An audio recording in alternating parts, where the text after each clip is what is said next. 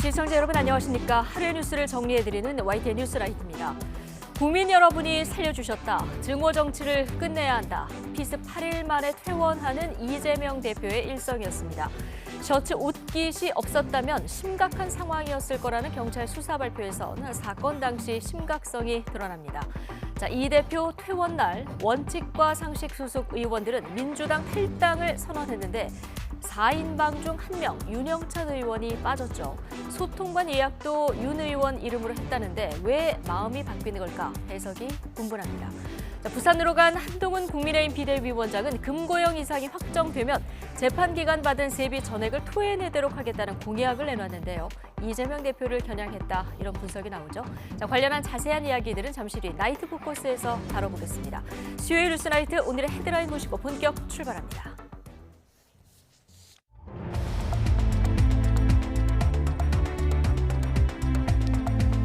1월 10일 수요일 뉴스나이트 주요 뉴스입니다. 더불어민주당 이재명 대표가 흉기 피습 8일 만에 오늘 병원에서 퇴원했습니다. 경찰은 이 대표 습격 피의자에 대해서 정치적 신념에 따른 단독 범행으로 결론 내리고 사건을 검찰에 넘겼습니다. 이 대표 퇴원 날 당내 비주류 의원 3명이 동반 탈당을 선언하며 신당 창당 의지를 드러냈습니다. 애초 이들과 함께하려던 윤영찬 의원은 당에 남겠다고 말했습니다. 다방주인 2명을 숨지게 한 피의자 57살 이영복의 신상과 머그샷이 공개됐습니다. 경찰은 범죄가 매우 잔인하고 혐의 입증 증거가 충분한 점을 고려했다고 서명했습니다. 검찰이 이른바 신림동 흉기난동범 조선에게 사형을 내려달라고 재판부에 요청했습니다. 조선에 대한 1심 판결은 다음 달 14일에 내려집니다. 윤석열 대통령이 지은 지 30년이 지난 아파트는 안전진단 없이 바로 재건축할 수 있도록 하겠다고 밝혔습니다. 이런 절차를 활용하면 최대 6년까지 재건축 기간이 단축됩니다. 오늘에 이어서 내일도 서쪽 지방은 종일 초미세먼지 농도가 나쁨 수준을 유지합니다. 내일 아침 기온은 서울 영하 4도 등으로 큰 추위는 없겠습니다.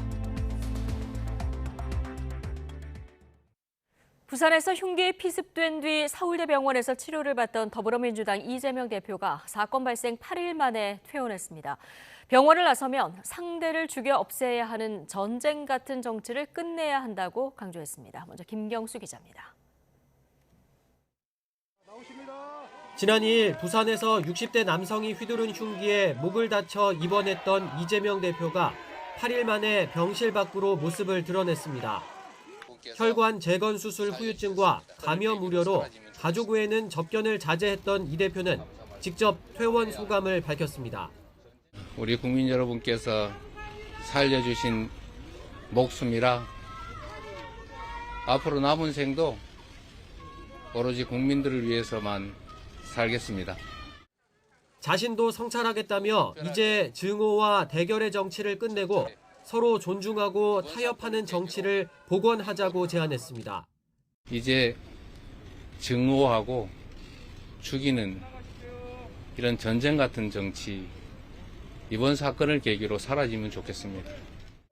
경찰과 소방, 부산대병원 의료진, 그리고 서울대병원 의료진은 따로 거론하며 감사의 뜻을 전했는데 적절하고도 신속한 응급 조치로 제 목숨을 구해주신 부산의 소방, 경찰, 그리고 부산대 의료진 여러분께 각별한 감사의 말씀을 전합니다. 사건 당일 헬기를 타고 서울로 이송되며 불거진 지역 의료 무시, 특혜 논란을 의식한 것으로 풀이됩니다. 비주류 의원들의 탈당 등 당내 상황에 대한 구체적인 언급은 없었는데 이 대표는 당분간 자택에서 회복 치료에 전념하며 현안들을 챙길 것으로 보입니다. 지금 좀 제한적이긴 하지만 중요한 당무에 대해서는 의사결정을 하실 수 있을 거라고 봅니다. 쌍특검법 제표 결과 선거제 협상 등 원내 쟁점은 물론 당내 이단 이탈 기류까지 이재명 대표에게 주어진 숙제는 한둘이 아닙니다. 모두 제1야당 수장의 정치력이 필요한 것들인 만큼 이 대표의 완전한 당무 복귀 시점에도 일정 부분 영향을 줄 것으로 전망됩니다. YTN 김경수입니다. 흉기 습격 피의자 김모 씨가 더불어민주당 이재명 대표가 대통령이 되는 것을 막으려고 범행했다고 경찰에 진술했습니다. 경찰은 정치적 신념에 따른 단독 범행으로 결론 내고 사건을 검찰에 넘겼습니다. 차상은 기자입니다. 이재명 대표를 흉기로 습격한 김모 씨가 경찰서를 나섭니다. 이재명 대표 오늘 퇴원인데 하실 말씀 있으실까요? 걱정을 끼쳤습니다. 미안합니다. 검찰청에 도착해서는 이 대표가 아닌 국민에게 사과했습니다. 국민에게 걱정을 끼쳐서 미안하게 생각합니다. 수사를 마무리한 경찰은 이번 사건을 정치적 신념에 따른 김 씨의 단독 범행으로 결론 내렸습니다. 이 대표가 대통령이 되는 것을 막을 목적이었다는 게 경찰 설명입니다. 피해자가 대통령이 되는 것을 막고 곧 있을 총선에서 피해자가 특정 세력에게 공천을 주어 다수의 의석수를 확보하지 못하도록. 김 씨가 범행 당시에 소지했고 우편으로 가족에게 보낸 문서, 이른바 변명문에는 자유인들의 구국 열망과 행동에 마중물이 되고자 한다며 범행을 정당화하는 모습도 보였습니다. 김 씨가 범행을 계획한 건 지난해 4월, 변명문도 비슷한 시기에 작성하기 시작해 여러 차례 수정한 것으로 드러났습니다. 경찰은 피의자 김 씨 혼자 범행을 계획하고 실행에 옮겼다며 배후 세력은 현재까지 확인되지 않았다고 밝혔습니다. 동선을 조사한 결과 호의로 태워준 사람 외에는 홀로 움직였고 통화 기록 등에서도 공범은 없는 것으로 나타났습니다.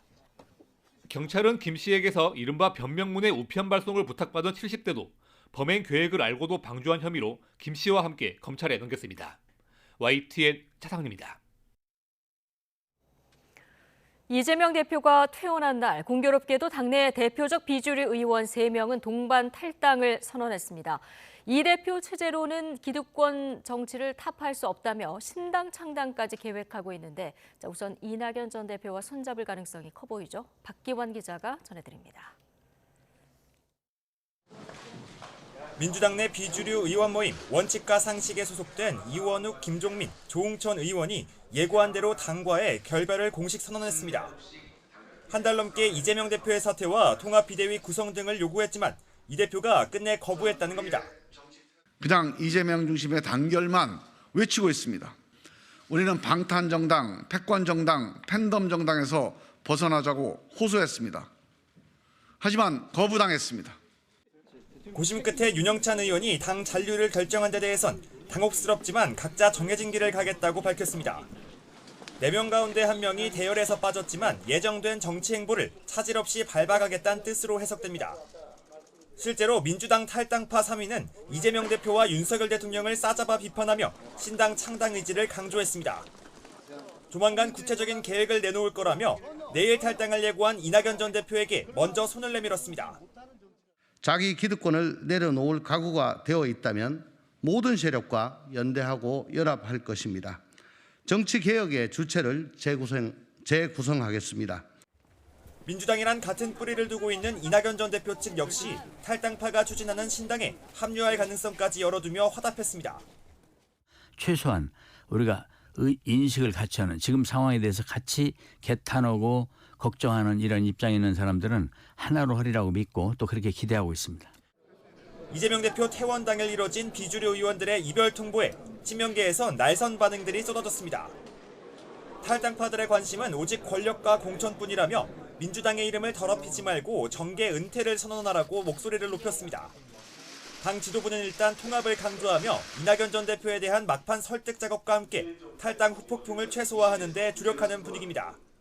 당에서 함께 뭔가 변화도 만들고 필요하면 우리 당이 어떻게 나가기 좋을지를 같이 고민할 수 있다고 저는 생각을 합니다. 그런 방법이 훨씬 더 좋고. 민주당 탈당파 의원들은 이낙연 전 대표는 물론 이준석 전 국민의힘 대표 등 다른 제3지대 인사들과의 연대를 타진할 것으로 보입니다. 거대 양당에 맞서 최대한 영향력을 키우겠다는 건데 이 과정에서 각 세력에 밀고 당기는 줄다리기도 본격화할 것으로 전망됩니다. YTN 박견입니다. 국민의힘 한동훈 비상대책위원장은 이재명 대표가 지난 2일 피습됐던 부산을 찾았습니다. 민주주의의 적인 정치 테러를 용납할 수 없다면서도 국회의원이 방탄으로 재판 지연을 악용하는 사례를 막겠다면서 사실상 이 대표를 직격했습니다. 나혜인 기자입니다. 3.15 민주묘지 참배로 PK 일정을 시작한 한동훈 비대위원장은 지역 당원들을 만나 당의 정치개혁 결심을 밝히겠다며 포문을 열었습니다. 형사소송에서 금고 이상 형을 확정받은 국회의원은 재판 기간 받은 세비 전액을 반납하게 하는 법안을 발의하겠다고 선언했습니다. 정치인이 재판을 의도적으로 지연시켜 방탄수단으로 활용하는 사례를 막겠다는 겁니다. 민주당의 반대로 이 법안이 통과되지 않는다고 하더라도 우리 당의 후보가 되길 원하는 분들에게는 신청 시에 이 약속을 지키겠다는 서약서를 받을 것입니다. 총선 전 당원들 앞에서 쇄신 의지를 다지는 형식을 취했지만 사실상 이재명 대표를 겨냥한 거란 해석이 나왔습니다. 다시는 이런 테러가 반복돼선 안 된다면서도 이 대표의 서울 이송 과정에서 불거진 논란엔 건설적인 논의를 이어갈 지점이 있다며 뼈 있는 말을 보탰습니다. 긴급 의료 체계에서의 특혜라든가 그리고 여러 가지의 구멍들이라든가 이런 부분들을 국민들이 많이 보시고 분노하는 것 같아요. 이재명 대표나 민주당을 비난하진 않고 앞으로 더 나은 체계를 갖추기 위한 정책을 만드는 데 집중하겠습니다. 한 위원장은 여권의 민감한 현안에 대해선 대부분 기존 입장을 유지했습니다. 이른바 김건희 여사 리스크를 줄일 방안으로 거론된 제2부속실 설치 필요성에 공감하고 야당과 특별감찰관 추천을 협의할 수 있다는 원론적인 견해만 밝혔습니다. 국회 본회의를 통과한 이태원 참사 특별법은 부정적으로 평가했는데 대통령에게 거부권을 건의할 거냐는 질문엔 여론을 고려한 듯 신중한 모습을 보였습니다. 야당이 주도하는 그런 조사위원회가 사실상 검찰의 수준의 그런 식의 조사를 1년 반 동안 한다면 그 과정에서 그 대상자들은 생각하지 못할 거고요. 그 과정 국론은 분열될 겁니다. 당원들을 만난 뒤엔 총선 최대 승부처 가운데 하나로 꼽히는 부산에서 청년 창업가를 비롯한 시민들을 만나 표심 공략에 공을 들였습니다. 한동훈 위원장은 내일 부산항에서 첫 현장 비대위 회의를 주재하며 1박 2일 일정을 이어갑니다. 이후엔 공천관리위원회 출범과 함께 당을 인적쇄신 분위기로 이끈다는 구상인데 당정관계 재정립을 바라는 여론에도 호응할 수 있을지 주목됩니다. YTN 나인입니다. 정부가 지은 지 30년이 지난 아파트는 안전진단 없이 곧바로 재건축할 수 있도록 절차를 대폭 간소화하기로 했습니다. 소형주택 세부담을 대폭 완화하고 공공주택 공급도 획기적으로 늘리기로 했습니다. 윤혜리 기자의 보도입니다. 정부가 오래된 단지의 재건축과 재개발 규제를 대폭 완화합니다.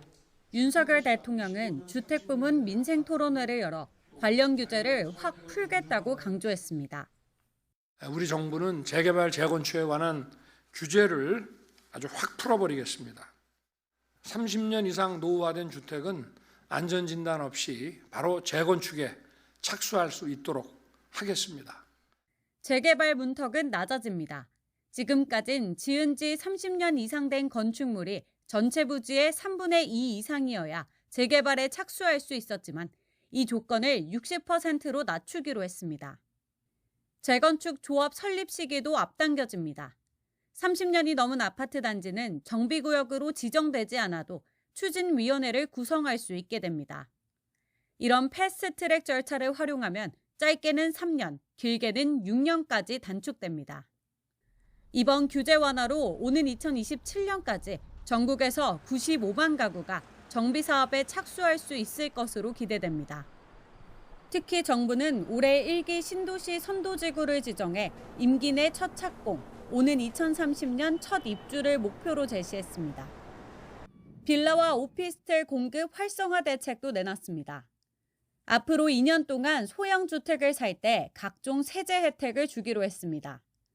지방의 준공 후 미분양 문제 해소를 위해 악성 미분양 주택을 살 때도 같은 혜택을 적용해 줍니다. 또 공급 불안을 잠재우기 위해 그린벨트 해제와 용적률 상향 등을 통해 공공주택 공급을 획기적으로 늘리기로 했습니다. 금융 중에 공공주택은 연내 13만 호가 인허가 받을 수 있도록 하고요. 신규 택지도 소득권을 중심으로 해서 약 2만 호 정도의 신규 택지를 새롭게 찾아내겠습니다. 정부는 건설 사업장에 자금이 원활하게 조달될 수 있도록 공적 PF 대출 보증 25조 원을 공급하고 건설 투자에 19조 원이 넘는 예산을 올해 1분기 집중적으로 투입할 계획입니다. 건설업계는 얼어붙은 부동산 시장에 활기를 더할 정책이라며 반색했습니다.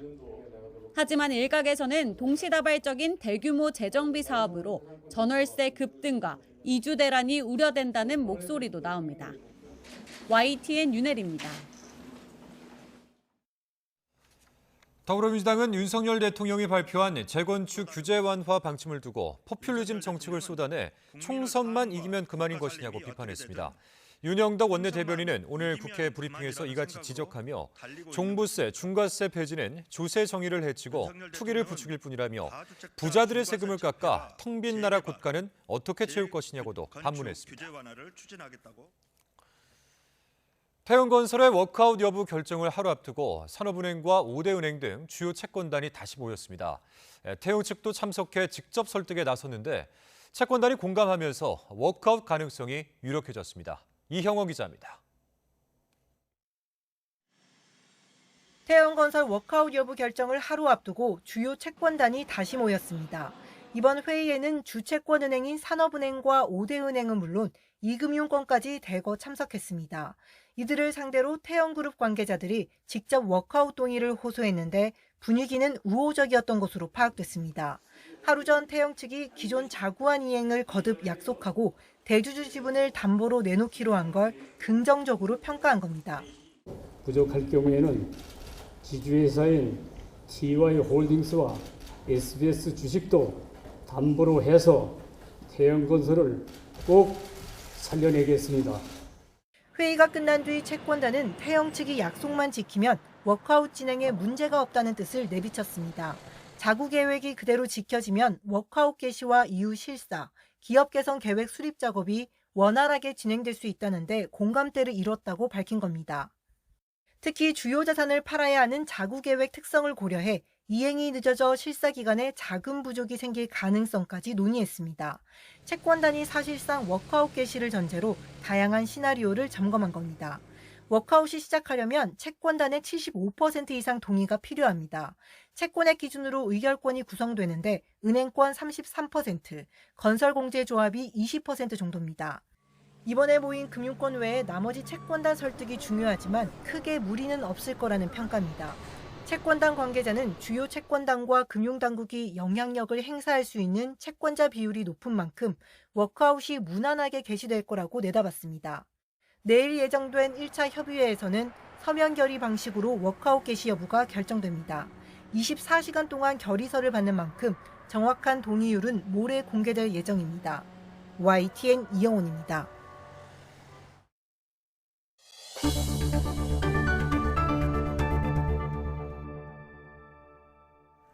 다방주인 2명을 잇따라 살해한 피의자의 신상이 공개됐습니다. 범죄의 심각성을 고려한 결정으로 머그샷도 함께 공개됐습니다. 보도에 권준수 기자입니다. 지난해 12월 30일 경기 고양시에서 60대 여성 다방주인을, 불과 6일 뒤에는 경기 양주시에선 또 다른 다방주인을 살해한 57살 이영복. 다방주인 2명의 목숨을 잔인하게 앗아가고 금품을 빼앗은 범인의 신상이 공개됐습니다. 경찰은 범죄가 매우 잔인한 데다 혐의를 입증할 증거가 충분하다는 점을 고려했다고 설명했습니다. 구속된 이영복의 정면 얼굴을 찍은 머그샷도 이 씨 동의를 구해 공개됐습니다. 앞서 중대범죄 피의자 가운데에는 교제하던 여성 집을 찾아가 가족을 살해한 이석준과 신림동 등산로에서 초등학교 교사를 성폭행하려다 숨지게 한 태윤종의 머그샷이 공개된 바 있습니다. 1월 25일부터는 더욱 폭넓게 대상 범죄가 확대될 뿐만 아니라 당사자의 동의 여부를 불문하고 머그샷도 온전히 공개할 수 있게 됩니다. 그렇지만 이영복은 그 법 시행 이전이지만 자신의 동의를 거쳐 그 머그샷도 공개되게 됐습니다.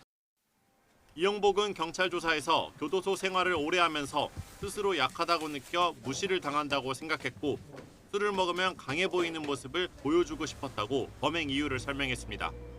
그러면서 서울을 거쳐 강원도 강릉까지 도주한 이유를 묻는 질문에는 그냥 무서워서 도망갔다고 대답했습니다.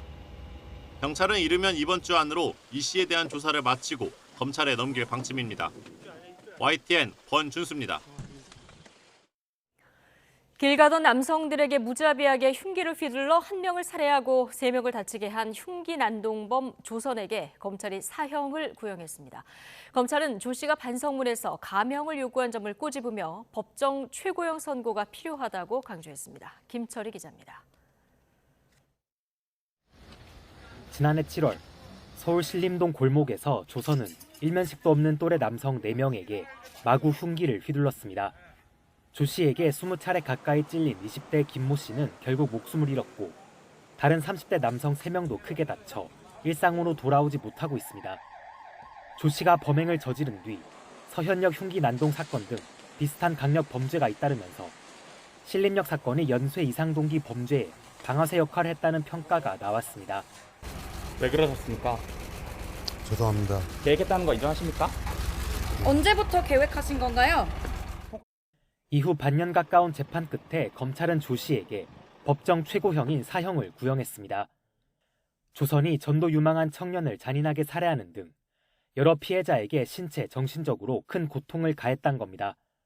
조 씨가 반성문에 반성할 테니 제발 감형받게 도와달라고 쓴 부분을 꼬집으며 실제로는 반성의 뜻이 없다고 강조하기도 했습니다. 반면 조 씨 측은 살인의 고의가 없었다고 거듭 주장했습니다.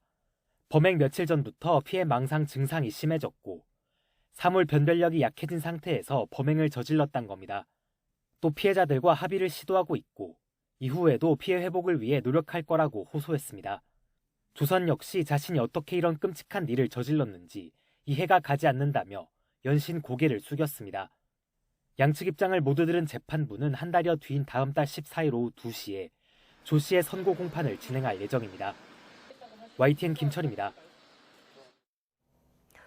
충남 당진에서 출근에 나선 여성이 이웃 남성의 흉기에 머리와 어깨 등을 크게 다쳤습니다. 경찰은 범행을 저지른 30대 남성을 긴급 체포해서 범행 이유를 조사하고 있습니다. 양동훈 기자입니다. 경찰차가 다급하게 달려옵니다. 소방차가 부상자를 태우러 서 있고 경찰이 주변을 돌아다니며 상황을 살핍니다. 오전 8시 반쯤 충남 당진시에 있는 한 빌라에서 출근길에 나서던 여성을 30대 남성이 흉기로 공격했습니다. 빌라 주변에는 미처 치우지 못한 혈흔이 아직도 남아있습니다. 흉기에 여러 번 공격당한 여성은 머리와 등, 어깨 등을 다쳐 병원으로 옮겨졌습니다. 다행히 생명에는 지장이 없는 거로 전해졌습니다. 여성을 공격한 직후 차를 타고 도망쳤던 남성은 경기도 안양시에서 경찰에 긴급 체포됐습니다. 두 사람은 같은 빌라에서 바로 옆집에 살고 있던 거로 알려졌습니다. 하지만 왜 공격을 했는지 범행 동기는 아직 밝혀지지 않았습니다. 경찰은 여성이 병원에서 치료를 받고 있어서 피해자 조사를 제대로 하지 못했다고 전했습니다. 앞으로 두 사람 사이에 원한이나 갈등이 있었는지 당사자와 주변인을 상대로 수사할 계획이라고 밝혔습니다. YTN 양동훈입니다. 주민등록 인구 통계를 집계한 뒤 처음으로 70대 이상 인구가 20대보다 많아졌습니다. 1인 세대 중에서도 70대 이상이 가장 많았습니다. 최기성 기자입니다.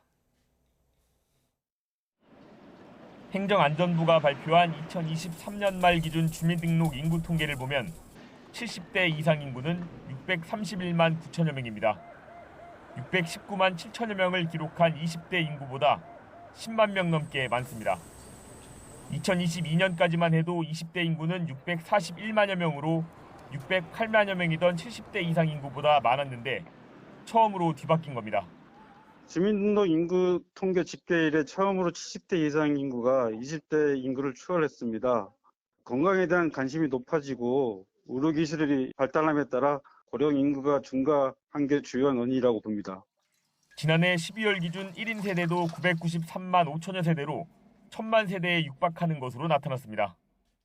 1인 세대를 연령대별로 살펴보면 70대 이상이 195만여 세대, 전체의 19.66%로 가장 높은 비중을 차지했습니다. 이처럼 고령화뿐 아니라 저출산도 이어지면서 인구 감소 흐름도 계속되고 있습니다. 사상 처음으로 주민등록 인구가 줄어든 지난 2020년부터 4년 연속 하향 곡선을 그리고 있는 겁니다. 초등학교 입학 예정 인구도 36만 4천여 명으로 통계 집계 뒤 처음으로 30만 명대를 기록했습니다. 정부는 인구 감소 위기를 극복하기 위해 체류형 인구 개념인 생활인구를 활용하는 방안 등을 마련하겠다고 밝혔습니다. YTN 최기성입니다. 지난해 연간 취업자 수가 32만 7천 명 증가한 것으로 나타났습니다. 통계청이 발표한 자료를 보면 연령대별로는 60세 이상에서 36만 6천 명이 늘었지만 15세에서 29세 청년층은 9만 8천 명이 줄었습니다. 보건복지서비스업이 14만 3천 명, 숙박 음식점업은 11만 4천 명 증가한 반면 제조업은 4만 3천 명, 도소매업은 3만 7천 명 감소했습니다. 세계 최대의 IT 전자박람회 CES가 드디어 그 막을 올렸습니다. AI 자율주행과 친환경을 앞세운 미래차 등장이 이 CES를 모빌리티 쇼로 바꾸고 있다고 하는데요. 자동차의 한계를 넘어 진화를 거듭하는 이동수단의 현재와 미래를 김태미 기자가 만나봤습니다. 현대차 그룹의 독립법인 슈퍼널이 CES 개막과 함께 새로운 도시명 항공수단을 공개했습니다. Today, it's not uncommon that a 20-mile urban journey by car can turn into more than an hour in traffic. With AAM, that same journey can be accomplished in just minutes. 최대 500m 높이에서 시속 200km로 꽉 막힌 도심하늘을 누빌 수 있는 날이 가까운 미래로 성큼 다가온 겁니다. 이번 CES에서 선보인 차세대 도시명 항공기는 이렇게 프로펠러 방향을 90도로 바꿀 수 있어 비행 효율이 크게 향상됐습니다. 기존 자동차들은 인공지능 기술을 접목한 소프트웨어 중심 이동수단으로의 진화를 예고했습니다. 자동차 스스로 외부 조건을 실시간 분석해 안전성을 높이고 수소 에너지 등을 활용한 친환경 기술은 강화할 계획입니다. 저희 때가 아니고 저희 후대를 위해서 준비해 놓는 것이 좀 맞다고 생각합니다. 우리가 안전을 위해서 그리고 IT를 많이 접목시킨 것이기 때문에 갈 길이 멀다고 생각하고 있습니다. 내연기관에서 벗어나 목적에 맞도록 자유롭게 외형을 바꾸는 목적 기반 이동수단의 등장 역시 많은 관심을 받았습니다. 자동차가 이른바 바퀴 달린 스마트폰으로 진화하면서 CES는 그야말로 모빌리티 기업들의 전성시대를 맞이했습니다. 무한한 가능성을 보여주는 이동수단의 미래가 전시회를 찾은 관람객들을 그 어느 때보다 즐겁게 하고 있습니다. YTN 김태민입니다. 한미일 등 49개국 외교장관이 북한의 대러시아 탄도미사일 수출 등 양국 간 군사 거래를 강력 규탄했습니다. 한미일 등 48개국 외교장관과 유럽연합 외교안보 고위대표는 현지 시간 9일 발표한 공동성명에서 북러 간 탄도미사일 거래와 우크라이나에 대한 러시아의 북한산 탄도미사일 사용을 가능한 가장 강력한 용어로 규탄한다고 밝혔습니다.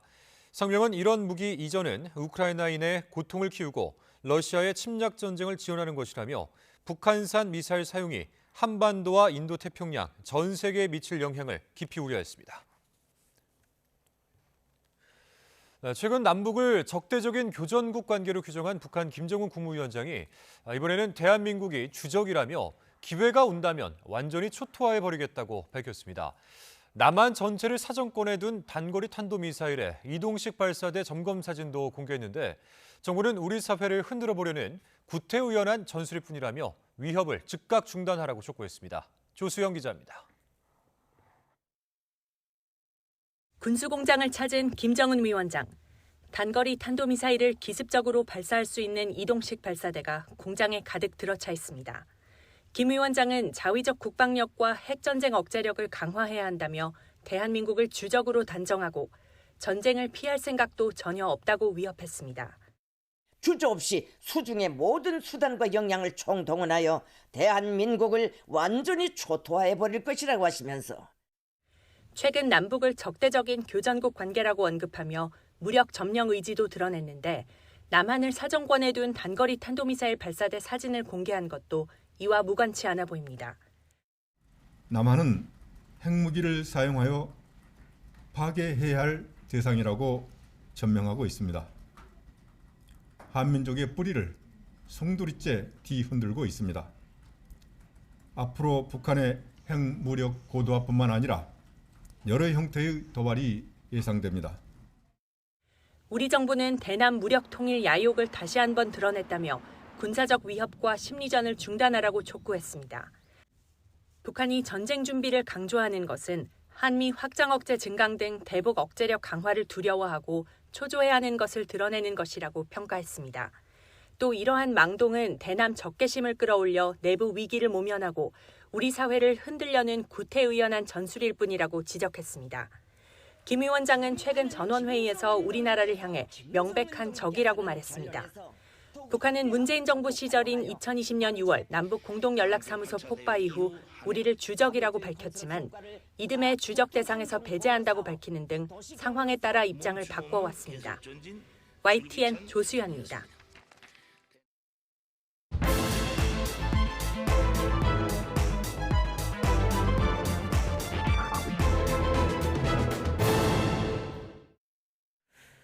정치권 관심 뉴스들 진단해보는 나이트 포커스. 오늘은 김재섭 국민의힘 도봉갑 당협위원장 그리고 서용주 더불어민주당 상근부대변인 두 분과 함께하겠습니다. 어서 오십시오. 네, 안녕하세요. 안녕하십니까. 자, 이재명 대표가 흉기 습격을 당한 지 8일 만에 오늘 퇴원했습니다. 같은 날 비명계 모임 원칙과 상식 소속 의원 3명은 민주당을 떠났는데요. 주제 영상 먼저 보고 오시겠습니다.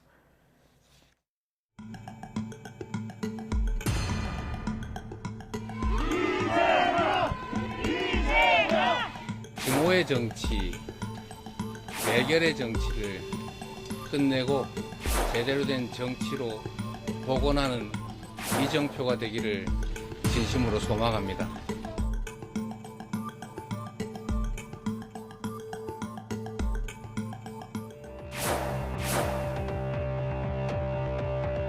우리는 방탄정당, 패권정당, 팬덤정당에서 벗어나자고 호소했습니다. 하지만 거부당했습니다. 윤석열 정치도 이재명 정치도 실패했습니다. 새로운 가치, 새로운 비전, 새로운 정책을 제시하는 정당이 필요합니다.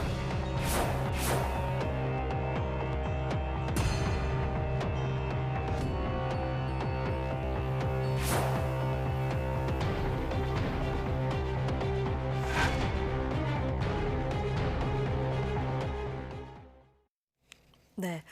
자, 이재명 대표 오늘 퇴원했는데 당 상황은 지금 보신 것처럼 녹록지 않은 이런 상황입니다. 그렇습니다.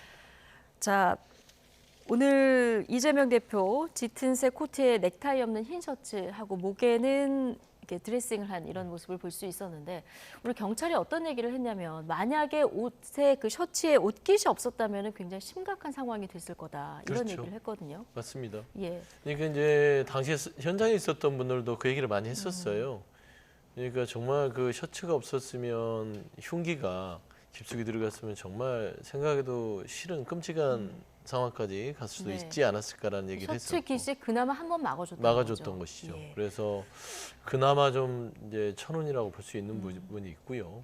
또 홍준표 뭐 대구시장도 계속해서 이재명 대표에 대한 얘기들을 언급하시더라고요. 그래서 만에 하나 뭐 끔찍하게 뭐 상상하기도 끔찍하지만 이재명 대표가 그 정말 치명상을 입고 안 좋은 일이 있었다면 정말 이거는 세계적으로 정말 큰일 나죠. 네, 예. 큰일 난 일이 거예요. 그래서 이런 부분에 있어서 그나마 오늘 8일 만에 일어나셔서 나름 드레싱을 하고 건강한 모습 다소 그래서 다시 이제 국민들 앞에 설 수 있다는 부분에 있어서 좀 여러 가지 당 내에 있는 많은 의원들과 당직자들이 좀 안도의 한숨 쉬었다라는 좀 말씀드립니다. 네. 자, 국민들이 살려주셨다. 그리고 상대를 죽여 없애야 하는 전쟁 같은 정치를 끝내야 한다. 자, 이런 얘기를 했는데 오늘 퇴원 일성 어떻게 들으셨습니까? 그게 이제 퇴원 일성이 아니라 어제 사실은 정성호 의원과의 이 메시지를 주고받는 과정에서 이재명 대표가 피습을 당한 이후에 첫 메시지가 그 현근택 대변인에 대한 징계 논의로 이미 그 사실상의 일성이 나와버리기 때문에 오늘 어떤 메시지가 나오든지 간에 김이 새버렸던 것이 사실입니다. 그러니까 이재명 대표가 병원에 입원해 있는 동안 많은 그 당에서는 여러 가지 이제 많은 정치적인 현안들이 발생을 했지만은 이재명 대표가 뭔가 이 건강을 회복하는 과정 속에서 다른 당무들을 보지 못했던 것들이 사실이거든요. 그래서 이재명 대표의 첫 일성이 뭐가 나올까? 네. 그리고 그동안 공천부터 이제 이낙연 전 대표의 탈당 시사, 원칙과 상식의 탈당 시사 이런 여러 가지 현안들이 있는 가운데서 그 일성이 무엇일까라는 고민들이 굉장히 관심들이 많이 갔었는데 어제 그냥 확 김이 빠져버리는 바람에 오늘 메시지들이 그렇게 많은 국민들께서 귀구려 듣지 못하게 되는 뭐 안 좋은 결과가 나지 않았나 이렇게 생각이 됩니다. 예. 좀 설명을 좀 드려야 될 것 같아서. 네. 그러니까 국민들이 오해할 수도 있고 김재섭 위원장께서도 이제 그 전체적인 이제 사실에 대해서 오해하실 수도 있어서 제가 설명을 드리면, 그러니까 현재 이재명 대표께서 어제 이제 문자가 찍히면서 형은택 그 부위원장의 어떤 처리 방식이 있어서 정성 의원과 오고 가는 게 찍혔잖아요. 그래서 이재명 대표가 현근택 부원장에 대해서만 생각한 게 아닙니다. 그 전에 이제 지금 조금 회복한 상태에서 당에 대한 보고를 좀 받으셨고, 원칙과 상식 부분에 있어서도 이분들이 주장하는 바를 지도부에 안건을 올려서 논의해보자 라는 부분들도 홍익표 원내대표랑 논의가 있었던 것으로 제가 알고 있어요. 그래서 그 부분도 생각을 해서 지도부에 안건을 올리자 이렇게 얘기했던 것이고, 네, 이게 어제 현안이었기 때문에 이 부분이 노출된 거지. 그랬던 것이죠. 다른 부분의 당내 현안도 다른 진행이 되고 있었습니다. 그래서 홍익표 원내대표가 원칙과 네. 상식 쪽에 지금 당에서 논의할 테니까 좀 기다려달라 했을 때 원상 의원들께서 시간이 늦었다고 나가버린 거거든요. 네. 그러니까 이재명 대표가 아예 현근택 부원장만 생각한 것은 아니다. 여러 가지 당무에 대해서 얘기를 했고 현근택 부원장 자체도 보면 이 일이 터지고 나서 긴급하게 요청해서 의원들께서 이 부분에 대해서 강력하게 조치를 해야 된다는 얘기가 나왔어요. 그래서 그런 부분들이 대표 기회에 들어갔고 이 부분들을 어떻게 처리해야 될지 정성 의원뿐만 아니라 여러 사람과 얘기를 논의하고 나눠보고 의견을 물었던 것으로 이게 이제 사실이다. 좀 말씀을 좀 설명을 드려야 될 것 같습니다. 자, 당분간 자택에서 치료를 이어간다 얘기했는데 지금 말씀하신 대로 당내 중요한 현안에 대해서는 이제 문자로도 보고받고 결정도 하는 이런 상황이라면 이미 당무에 복귀됐다 이렇게 봐도 되는 겁니까? 사실상 그렇죠. 예전에 박근혜 새누리당 대표셨나요? 한나라당 대표 시절에 이제 면도칼 흉기 사건 때문에 좀 스퀘어 피습을 당하시고 병실에 있다가 9일 만에 퇴원하셨어요. 거의 이제 얼추 비슷한 것 같습니다. 8일 만이고. 그래서 아마 자택에서 치료가 길어지지는 않을 것 같아요. 그래서 한 8일 날 퇴원하셨으니까 한 2, 3일 정도 자택에 있다가 거기서 이제 당무를 좀 보시고 공식적으로 복귀하는 건 주말기가 끝나고 나면 월요일쯤에나 복귀하지 않을까 그렇게 좀 보고 있습니다. 자, 오늘 경찰이 또 수사 결과도 발표를 했는데 이재명 대표의 대통령 되는 것을 막으려고 범행을 했다고 이렇게 진술을 한 것으로 알려지고 있어요. 그러니까 습격범의 주관적인 정치적 신념이 극단적인 범행으로 이어졌다 이런 설명이 있었는데 자, 범행 공모나 배후 세력도 확인되지 않았다 이런 설명들을 오늘 들을 수 있었습니다. 추가로 경찰이 들여다봐야 될 점 그리고 오늘 검찰로 송치가 됐기 때문에 검찰에서 추가로 더 들여다봐야 될 부분은 어떤 부분일까요? 일단 그 어떤 동기에서 왜 했으며 그다음에 어떤 경위를 거쳤는지에 대해서는 경찰과 검찰이 낱낱이 밝힐 필요가 있다고 생각합니다. 그리고 그다음에 더 중요한 것은 어떤 정치든지 간에 이런 극단적인 테러 행위를 당하지 않도록 하는 제도적인 발판들이 마련돼야 된다고 생각하거든요. 옆나라 일본에서도 아베 총리가 피습을 당해서 사망하는 사건들이 있었던 걸 생각해 보면 결코 우리나라에서도 그것이 남일처럼 느껴지지는 않습니다. 이번 사건 같은 경우에는. 그래서 저는 수사는 철저히 하되 제가 다만 우려스러운 부분은 이 정당법에서도 명문화되어 있는 내용이 뭐냐면 이 수사 중에 알게 된 사실, 그러니까 당적에 관한 사실을 수사 중에 알게 됐다면 그걸 공표하지 못하게 되어 있는데 지금은 계속 이 피습 사건의 어떤 논의의 방향성 자체가 뭐 이 사람의 당적이 어디냐, 더불어민주당 출신이냐, 아니면은 뭐 국민의힘 출신이냐, 서로가 서로에게 정치적 유불리를 따져서 피해를 그러니까 그분의 어떤 당적 때문에 정치적으로 피해받지 않으려는 움직임들을 계속 보이고 있는 상황이거든요. 저는 이제 그런 것들은 없어야 된다고 생각합니다. 지금까지 이 사람이 굉장히 특이한 케이스로서 굉장히 극단적인 행동을 개인적으로 했다. 다시는 이런 일이 있으면 안 된다라고 마무리가 되어야 되지. 이 사람이 예를 들면 더불어민주당의 당적을 가졌기 때문에 또는 국민의힘 당적을 가졌기 때문에 이런 식으로 정치적인 공방들이 일어나는 것은 사실은 이번 사건에 대해서 그 어떤 교훈도 얻지 못했다라는 것밖에 안 될 것 같습니다. 민주당은 경찰 수사에 대해서 상당한 비판을 해왔는데요. 그렇습니다. 앞으로 이제 검찰에서 어떤 부분이 좀 보완돼야 된다고 보십니까? 일단은 그 전체적으로 이게 단순하게 이분이 뭐 정치적인 어떤 본인의 고집을 가지고 이재명 대표의 대통령 하는 걸 막으려고 했다. 근데 이 행적들을 보면은 그게 심상치가 않아요. 아주 오랫동안 계획을 했던 부분이 있기 때문에 이 배우가 어떤 경위로 누가 옆에 공모가 됐는지, 배우 세력은 없는지, 이 동기가 정말 단순히 뭐 대통령이 되는 걸 막으려고 했던 것인지에 대해서 조금 더 깊이 있고 심도 있는 수사가 안 되고 그냥 마무리하려고 하는 그런 경찰의 그런 태도가 조금은 좀 우려스럽고요. 예. 그다음에 아까 말씀한 대로 이 부분이 지금 좀 민주에 대한 막대한 어떤 엄중한 도전이란 말입니다. 그러니까 이재명 후보의 대표에 대한 대통령이 되는 걸 막으려고 했으면 이게 그 누구도 될 수 있는 거잖아요. 뭐 한동훈 비대위원장도 대통령의 대선 후보라고 될 수도 있고요. 현직 대통령도 그렇고 이런 부분에 있어서는 조금 더 이런 전체적인 이런 있을 수도 없는 이 암살 시도범에 대해서 조금 더 깊이 의심하고 좀 들여다보고 수사를 해야 되는데 그냥 털고 지나가려고 그래요. 그다음에 이 당적 구분에서 정당법이 있다 하더라도 이미 국민들은 알 만큼 다 알고 있는 거 아니겠습니까?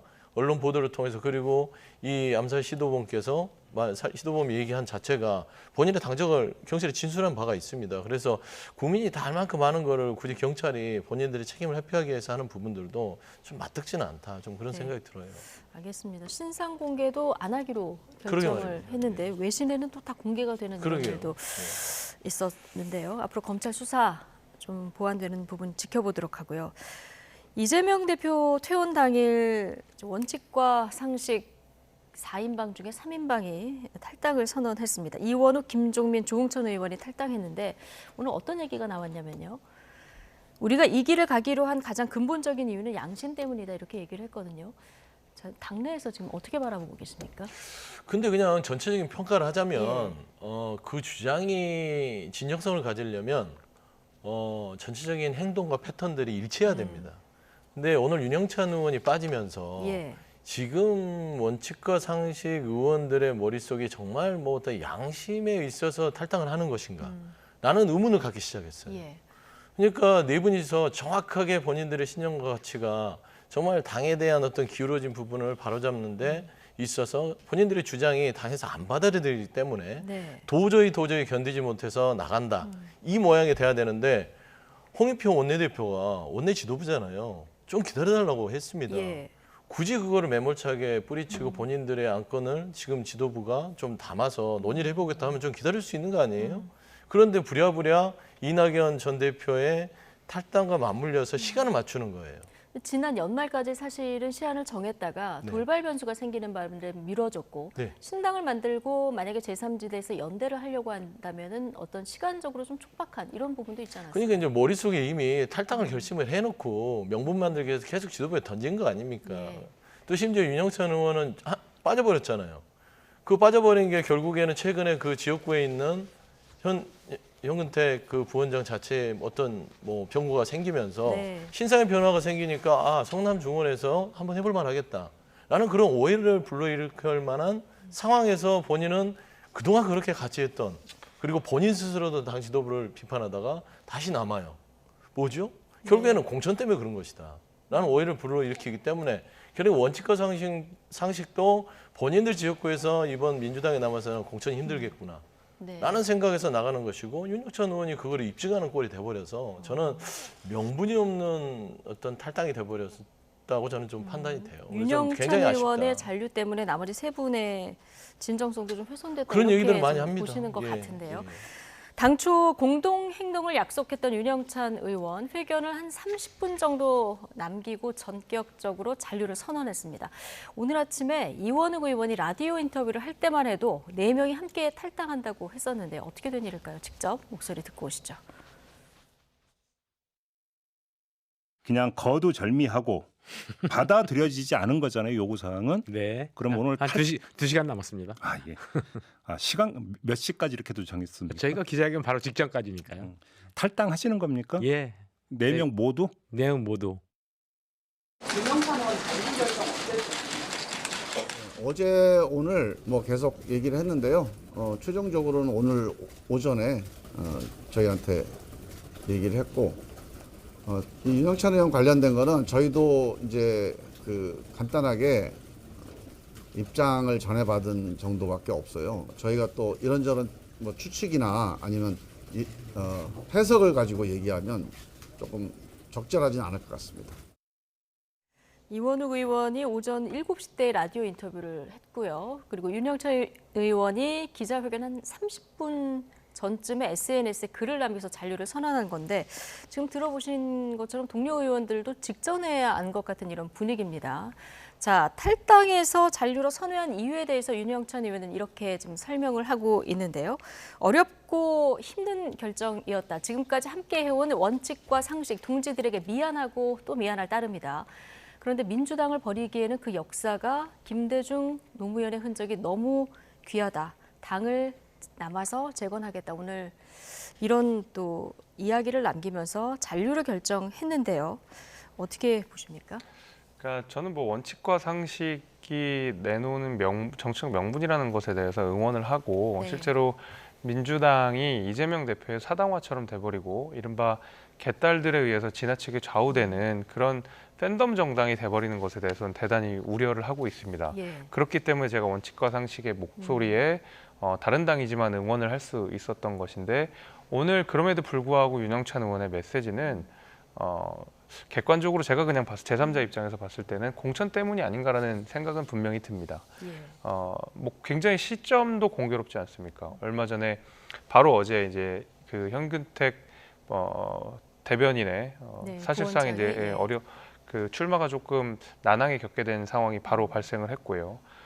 그렇다 그러면 사실 어제부터 충분히 나는 탈당 안 한다. 뭐 원칙과 상식 멤버들끼리도 그런 얘기를 충분히 할 수 있었음에도 불구하고 그 멤버들조차 뭐 나는 탈당하지 않겠다라는 것을 마지막에 알았다는 거 아닙니까? 그렇다 그러면 끝까지 무언가를 발목 잡았던 것이고 저는 그것이 결국에는 공천이었다라고 생각이 됩니다. 네. 저는 그런 의미에서라도 원칙과 상식은 제가 응원을 하지만은 윤영찬 의원의 저 태도는 조금 기회주의적이어 보인다 이 생각을 좀 감추기 어렵습니다. 네, 그러니까요. 좀 두 분 다 말씀을 해주셨는데 같은 지역구의 경쟁자인 현근택 부원장의 성희롱 논란이 나오다 보니까 이 부분이 좀 영향을 미친 거 아니냐.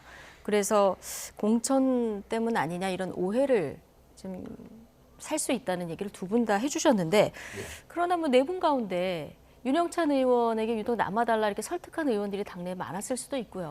그럴 수도 있지요. 예. 그러니까 윤영찬 의원이 여러 가지 이제 이 정치 계파를 가지고 있는데 네. 원래는 이제 친문 그러니까 문재인 대통령의 청와대에도 있었고요. 예. 그다음에 이낙연 전 대표와 같이 경선을 했던 NY계로 분류가 되지 않습니까? 그런 차원에서 지금 원상 의원들과 같이 당에 대한 어떤 날카로운 어떤 비판의 목소리를 냈었는데 그동안 어제 이제 상황을 보면 공교롭게도 현근택 부원장의 어떤 그런 성희롱 발언들이 그다음에 문자 보도들 이런 게 어제 네. 갑자기 다 쏟아졌잖아요. 근데 제가 파악한 바로는 어제부터 윤영찬 의원이 갑자기 기류를 바꿨어요. 예. 같이 못하겠다. 그리고 설득 작업이 들어갔습니다. 그래서 밤 늦게까지 설득을 해서 오늘 하는 걸로 대략적으로 다시 설득을 해서 같이 하는 걸로 했기 때문에 아침에 이원욱 의원은 그런 인터뷰를 했던 것이고 그랬는데 밤새 이제 혼자 고민을 하고 여러 가지 사람들과 논의를 했을 것 같아요. 네. 그러면서 남는 게 아무래도 본인의 지역구도 지키고 그다음에 조금 좀 민망하긴 하지만 네. 본인의 그동안의 어떤 정치적인 행보에 견주어서요. 그래도 좀 현실적으로 예. 공천을 받을 수 있으면 나가는 것보다 여기 있어서 지키는 게 낫지 않겠냐는 그런 좀 세법에 있어서 남은 게 좀 현실인 것 같아요. 예. 근데 좀 당내에서 어떻게 할 겁니까? 지금 저는 깜짝 놀란 게 원상 의원들한테 미안하다라고 해놓고서는 민주당을 버리기에는 그 역사가 김대중 노무현의 흔적이 너무 귀하다고 했잖아요. 네. 그럼 나머지 세 명한테 침패했는 거잖아요. 예. 그 세 분은 김대중과 노무현의 정신이 귀하지 않아서 버리고 갑니까? 저는 그런 방식들의 어떤 메시지가 너무나 좀 명분도 떨어지고요. 진정성도 좀 입증하기가 쉽지 않다라는 점에서 네. 좀 대단히 아쉽다. 정치라는 것들이 참 이게 이 실리가 무섭구나, 공천이 무섭구나, 좀 그런 생각이 듭니다. 네, 뭐 잔류해달라 설득하는 사람도 있었을 테고 함께 하자 이렇게 설득하는 이야기 사이에서 밤새 고민한 끝에 오늘 뭐 본인이 결정을 내린 이런 사안에 대한 평가를 들어봤고요. 자, 그런데 이제 나머지 세 사람이 오늘 탈당을 선언했기 때문에 이분들 얘기도 좀 해봐야 될 텐데 김종민, 이원욱, 조응천 의원은 자 나가서 뭔가 새로운 길을 좀 가봐야 되겠다 이런 선언을 한 거 아니겠습니까? 예. 자 이낙연 전 대표가 내일 탈당을 하게 되는데 먼저 이낙연 전 대표하고 원칙과 상식 이 3명의 의원들이 결합을 하는 수순이 먼저 이루어질까요?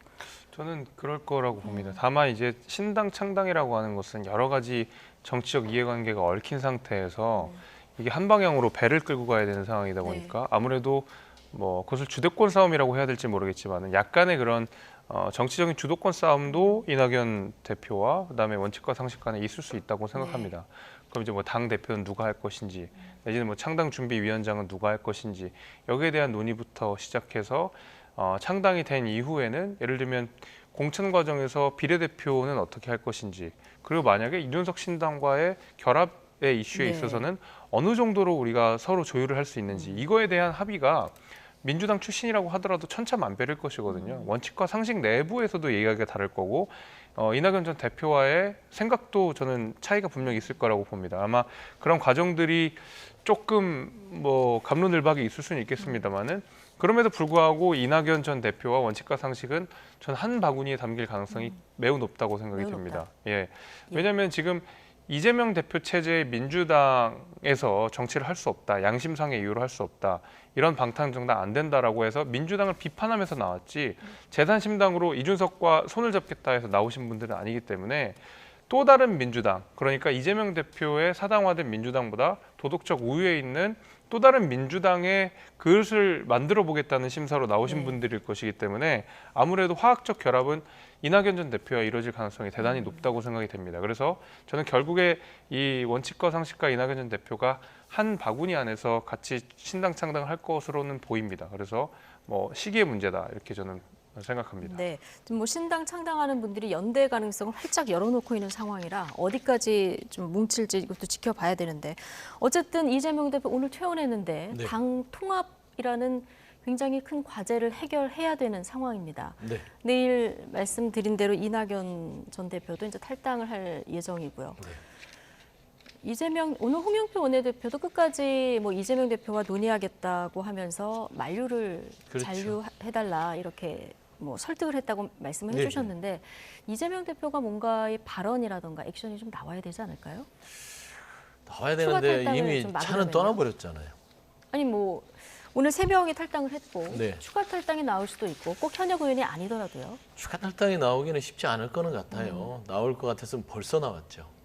원칙과 상식이 날짜까지 못 박았다는 것은 당내에서 소텐트를 친 겁니다. 이쪽으로 들어와서 같이 가자 했는데 아무도 움직이지 않았잖아요. 그래서 앞으로 추가 탈당 부분은 향후에 공천 심사 과정에서 떨어진 사람들이 그리 모일 수는 있지만 지금 현재는 없을 거예요. 공천 이후에나? 공천 이후에 있겠죠. 그거는 뭐 어차피 정치권에서 여야를 막론하고 본인들의 살 길을 찾아서 뭐 텐트 밑으로 가는 것들은 어쩔 수 없는 현상이니까 그거는 이제 차치하더라도요.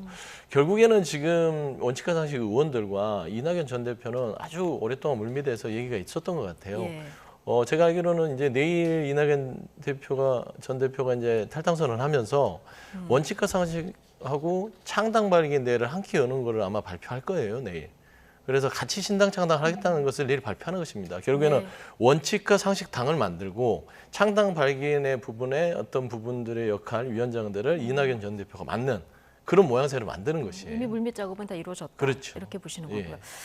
자, 현역 의원 3명이 이탈했고 추가 이탈자는 많지 않을 것이다. 이렇게 전망을 하셨는데 이거 좀 지켜봐야 될 대목이긴 합니다. 박영선 전 중소벤처기업부 장관의 이야기 잠시 듣고 오시죠. 이제는 산업화와 민주화 세력이 그 힘을 다하지 않았느냐. 그리고 이렇게 혐오 정치가 지속되니까 국민들이 질려하고 있지 않습니까? 그래서 제3신당이 나올 수밖에 없는 그런 환경이다. 구조가. 네, 구조가. 그렇기 때문에 이 제3신당이 오히려 정치를 업그레이드하는 촉매제가 됐으면 하는 그런 바람을 갖고 있습니다. 그 얘기는 민주화 세력으로 대변되는 민주당, 산업화 세력으로 대변되는 국민의힘이 아닌 새로운 세력들이 나와야 된다. 이제는 그럴 때가 되지 않았을까요? 제3신당이 나올 수밖에 없는 환경이다. 이재명 대표 그 지도부 리더십을 강력하게 비판한 목소리 듣고 오셨는데 박영선 전 의원도 제3지대에 힘을 보탤 것 같습니까? 지금 상황이라면 얼마든지 그래 보입니다. 그러니까 제3신당이 돌풍을 일으킬 것이다라고 뭐 은연중에 시사를 좀 하고 계시는 것 같고요. 네. 지금 양당 체제에서 정치가 제대로 안 이루어져 있다고 이야기하는 것, 그리고 박영선 전 장관은 누가 뭐래도 친명계 인사가 아니라는 것, 여러 가지를 생각해 보면 얼마든지 저는 제3신당으로 갈 가능성이 있다라고 보입니다.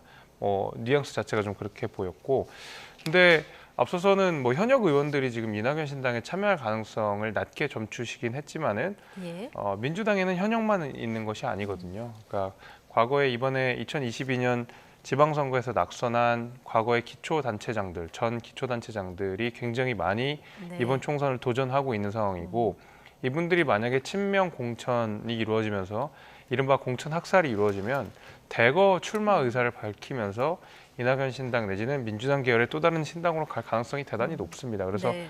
아마 이재명 대표는 이 큰 폭탄을 안고 공천을 해야 되는 상황이라서 정치적으로 굉장히 협소한 공간 내에서 본인의 거취 결정들을 해나가야 되지 않을까라고 생각이 됩니다. 예. 이낙연 신당과 이준석 신당이 제3지대에서 합류할 가능성, 박영선 전 장관 굉장히 높게 봤는데요. 네네. 자, 만약 연대했을 때 제3지대 총선 예상 성적표는 어떨 것 같냐 이런 질문을 했더니 20에서 30석 정도 이렇게 예상을 했는데요. 네. 가능성 어떻게 보십니까? 저도 그 이상이 나올 수 있다고 봅니다. 지금 현재 양당 체제 자체가 큰 변화가 없어요. 여전히 갈등과 대립, 협치가 시종돼 있다는 것은 뭐 눈으로 국민들이 다 보고 계시지 않겠습니까? 네. 결국에는 양당에서의 극단의 정치가 누구 하나 당에서라도 그거를 좀 해소할 수 있다면 삼지대의 어떤 이런 공격적인 어떤 출범 자체를 막을 수 있는데 지금 현재는 그렇게 변하지 않고 있어요. 예. 특히나 이제 삼지대 같은 경우는요, 이 텐트가 삼각형이잖아요. 그래서 오른쪽 부분은 이준석 전 대표를 비롯해서 양양자, 금태섭 이쪽 그룹에서 한 면을 차지하고요.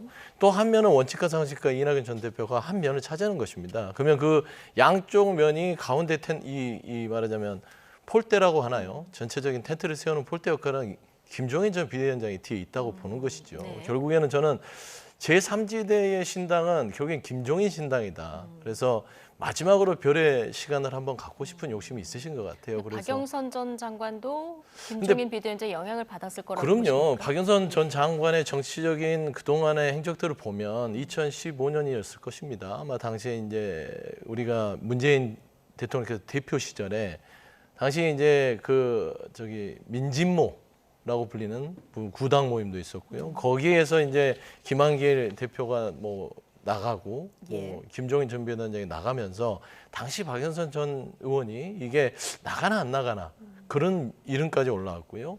제가 알기로는 개인적으로 김종인 전 비대위원장과 친분이 상당히 두터운 걸로 알고 있습니다. 그래서 저는 전체적인 면에서 지금 박영선 전 의원이 지금 저희 민주당 이재명 지도부에서 어떤 지분이 있는 것도 아니고요. 돌아올 어떤 여지가 없을 때는 삼지대에 가서 차라리 머리 역할을 하는 어떤 생각도 가지고 있지 않을까라는 생각은 들어요. 그런데 이 삼지대의 출범, 그러니까 빨간 떡, 파란 떡, 그리고 삼지대의 무지개떡.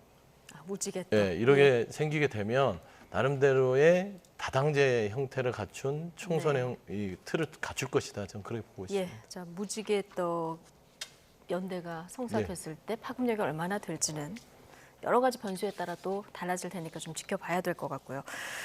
자, 국민의힘 얘기를 해보면 지금 한동훈 비대위원장 신년 들어서 전국 순회 일정을 바삐 하고 있습니다. 자, 오늘은 부산을 1박 2일 일정으로 찾아갔는데 시민들과 지지자들 어마어마하게 많이 모였더라고요.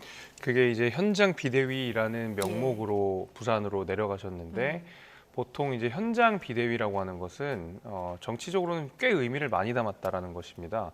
왜냐하면 비대위 자체가, 그러니까 최고위원 회의 자체가 원래는 국회의원 본관에서 이루어지게 되는데 많은 기자들을 모시고 사실은 이 기자들에게 여러 가지 정책 메시지를 던지는데 현장 비대위를 하는 경우에는 그 현장에 특별한 정치적 이슈가 있을 때 가게 되거든요. 예를 들면 큰 사고가 났다든지 내지는 그쪽에 선거가 있다든지 이럴 때 현장 비대위라는 이름으로 직접 지방에 내려가서 비대위를 개최하게 됩니다. 거기서 모든 지도부의 메시지를 내게 되는데 그럼 왜 부산에서 현장 비대위를 그것도 1박 2일이나 했느냐라고 했을 때는 당연히 저는 부산의 민심을 확실하게 잡겠다라는 의지로 보입니다.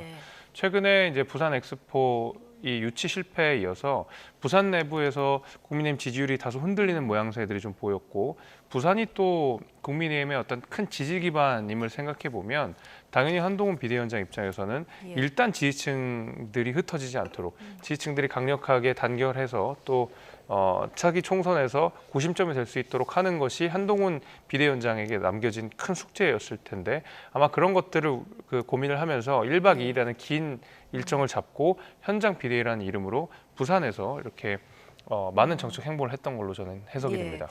4번 좌천됐는데 첫 번째 좌천지가 부산이었다. 뭐 이런 얘기도 했고요. 여행에도 좋은데 살아보면 더 좋다. 오늘 부산에 대한 여러 가지 인연을 많이 얘기했는데, 자, 이 경남도당 신년인사회에서 나온 이 발언은 민주당 이재명 대표를 겨냥했다. 이런 해석이 나오는데요. 자, 어떤 메시지였는지 듣고 오시겠습니다. 국회의원이 재판을 지연시켜서 방탄으로 악용하는 사례를 막겠습니다. 우리 국민의힘은 국민의 눈높이에 맞춰서 재판 중인 국회의원이 금고형 이상의 형이 확정되는 경우 늘어진 재판 기간 동안에 세비를 전액 반납하도록 할 겁니다. 아무리 민주당이라도 국민의 눈, 그리고 경남인의 눈, 상식적인 우리 동료 시민들의 눈이 무서워라도 이 제안을 거절하기 어려울 것이라고 생각합니다. 네. 뭐 부산 민심은 엑스포 유치 때문에 또 여당에서 떠났다가 최근에 또 이재명 대표가 부산 병원에서 서울대병원으로 이송하면서 또 부산 민심이 좀 흔들리고 있는 이런 상황인데요. 네. 어쨌든 지금 한 얘기는 의원 금고형 이상 확정 때는 재판 기간 동안의 세비 전액을 반납하도록 하겠다는 이런 공약을 내걸었거든요. 이건 또 이재명 대표를 겨냥한 발언이라고 봐야 될까요? 그렇죠. 그러니까 이 한동훈 비대위원장의 이게 정치적 한계예요. 본인이 할 수 있는 건 법무부 장관 때도 이재명 대표 욕하고, 비대위원장에 대해서 새로운 혁신을 통해서 국민의힘이 뭔가 좀 달라지는 모습을 보여달라고 하는데 끊임없이 극단과 대립의 정치를 본인 스스로 입으로 얘기하고 있다. 저는 그렇게 평가하고 싶습니다. 할 줄 아는 게 뭐죠? 야당 대표 욕하는 것밖에 없잖아요. 비판하고. 그리고 이제 뭐 국민들이 들으기에는 괜찮죠. 국회의원의 특권 부분들을 없애겠다. 좀 그럴싸해 봅니다. 하지만 그 진정성을 제대로 따지려면 본인이 국회의원 선출직에 출마를 하고 나서 이런 얘기를 했었다면 전 진정성이 있다고 봅니다. 하지만 본인은 자신이 없는 거예요. 지금 현재 지역구에 나와서 당선되려고 하더라도 국민의힘의 지금 현재 여건, 대통령의 이런 낮은 지지도를 가지고 정말 강남이나 꽃길, 대구, TK 아니면 당선될 수가 없습니다. 거기 가서 선출되지 않는 이상 어떻게 당선됩니까? 떨어지면 정치 인생이 안 되는데 비례도 받기 힘들어요. 그런 여러 가지를 고려해서 본인이 자신이 없어서 용기를 못 내는 걸 가지고 마치 헌신하고 희생하는 것 마냥 포장을 하고, 본인은 정치인 한동훈에서 탈바꿈을 했음에도 불구하고 본인은 국회의원 안 하겠다는 겁니다. 국회의원은 어떤 특혜가 아니라 국민들한테 아주 고도의 선출직으로서 봉사하는 자리예요. 더 무거운 자리입니다. 만에 하나 한동훈 비대위원장이 국회의원에 출마하겠다는 얘기를 하고 나서 정말 이런 국회의원 특권, 뭐 재판의 지연 부분들, 공공용 이상 세비 반납, 그러면 진정성이 느껴지겠죠. 근데 본인은 안 하면서 그냥 국회의원 자체를 아주 정치인을 비하하는 발언이라고 저는 그 정도 수준이라고밖에 평가가 안 돼서 저는 향후에 그냥 당내에서 혁신이라든지 여러 가지 민생 얘기를 하는 것까지는 좋으나 이제 장관 되든 야당 대표에 대한 공격, 비대위원장 돼서도 계속 이어져야만 되는지 참 조금 한심스럽다. 좀 그런 말씀드립니다. 한겨레 보셨는데 김재섭 위원장은 어떻게 보시는지 하고 더해서 앞서 이제 부산의 민심을 잡겠다는 뭐 의지가 보인다는 얘기를 해주셨는데 오늘 가서 부산 수건 사업들 가덕 신공항이라든가 산업은행 이전 문제를 굉장히 적극적으로 피력했거든요. 자, 어떻게 보십니까? 첫 번째로는 아마 이 한동훈 비대위원장의 이 메시지, 재판 지원 관련된 여러 가지 메시지에 관해서 이재명 대표가 굉장히 뜨끔했을 거라고 생각합니다. 그 민주당 의원들도 굉장히 저 얘기를 들으면서 기분이 나빴을 거라고 생각합니다. 실제로 민주당에서 가장 많은 비판을 받고 있는 부분이 바로 이 사법 리스크에 대한 비판 아니겠습니까? 사실 그전까지 도덕적 우위를 늘 자랑해왔던 진보 정당인 민주당이 이제는 사법 리스크에 휘말리면서 또 때로는 전당대회 때 돈봉투가 돌아갔다는 혐의로 많은 의원들이 사실은 윤리적 문제, 도덕적 문제들에 대해서 직면하고 있는 것이 사실이거든요. 그러다 보니까 한동훈 비대위원장이 확실하게 이제 이 부분을 짚고 넘어가면서 민주당이 가장 아픈 부분을 저는 찔렀다고 생각합니다. 물론 여당으로서의 정책 능력들을 보여주는 것이 또 좋지만 야당이 잘못하고 있는 것이 있다 그러면 여당은 당연히 그 부분을 짚을 수 있는 것이고 그에 비해서 여당이 이런 차별점이 있다는 것을 이야기하는 의무는 당연히 당의 대표격인 비대위원장에 있습니다. 저는 그래서 할 수 있는 이야기를 했다라고 생각이 되고요. 그리고 제가 앞서 말씀드린 대로 여당으로서의 정책 역량들을 보여주는 그런 어떤 행위로서 가덕도 신공회라든지 산업은행 유치 이야기를 한 거라고 보입니다. 한동훈 비대위원장이 취임 이전에 했었던 이야기대로 여당은 정책을 집행할 수 있는 힘이 있기 때문에 그것이 바로 여당의 힘이다 이런 이야기를 한 바가 있거든요. 그래서 그런 어떤 여당으로서 보여줄 수 있는 그리고 약속할 수 있는 정책들을 이제는 현장에 가서 직접 하나하나씩 풀어내고 있는 것이다 이렇게 생각이 됩니다. 예. 자, 총선 석 달 정도 남은 상황에서 여론조사도 좀 살펴볼 텐데요. YTN이 오늘 조사에서 발표한 여론조사 먼저 조금 보시겠습니다.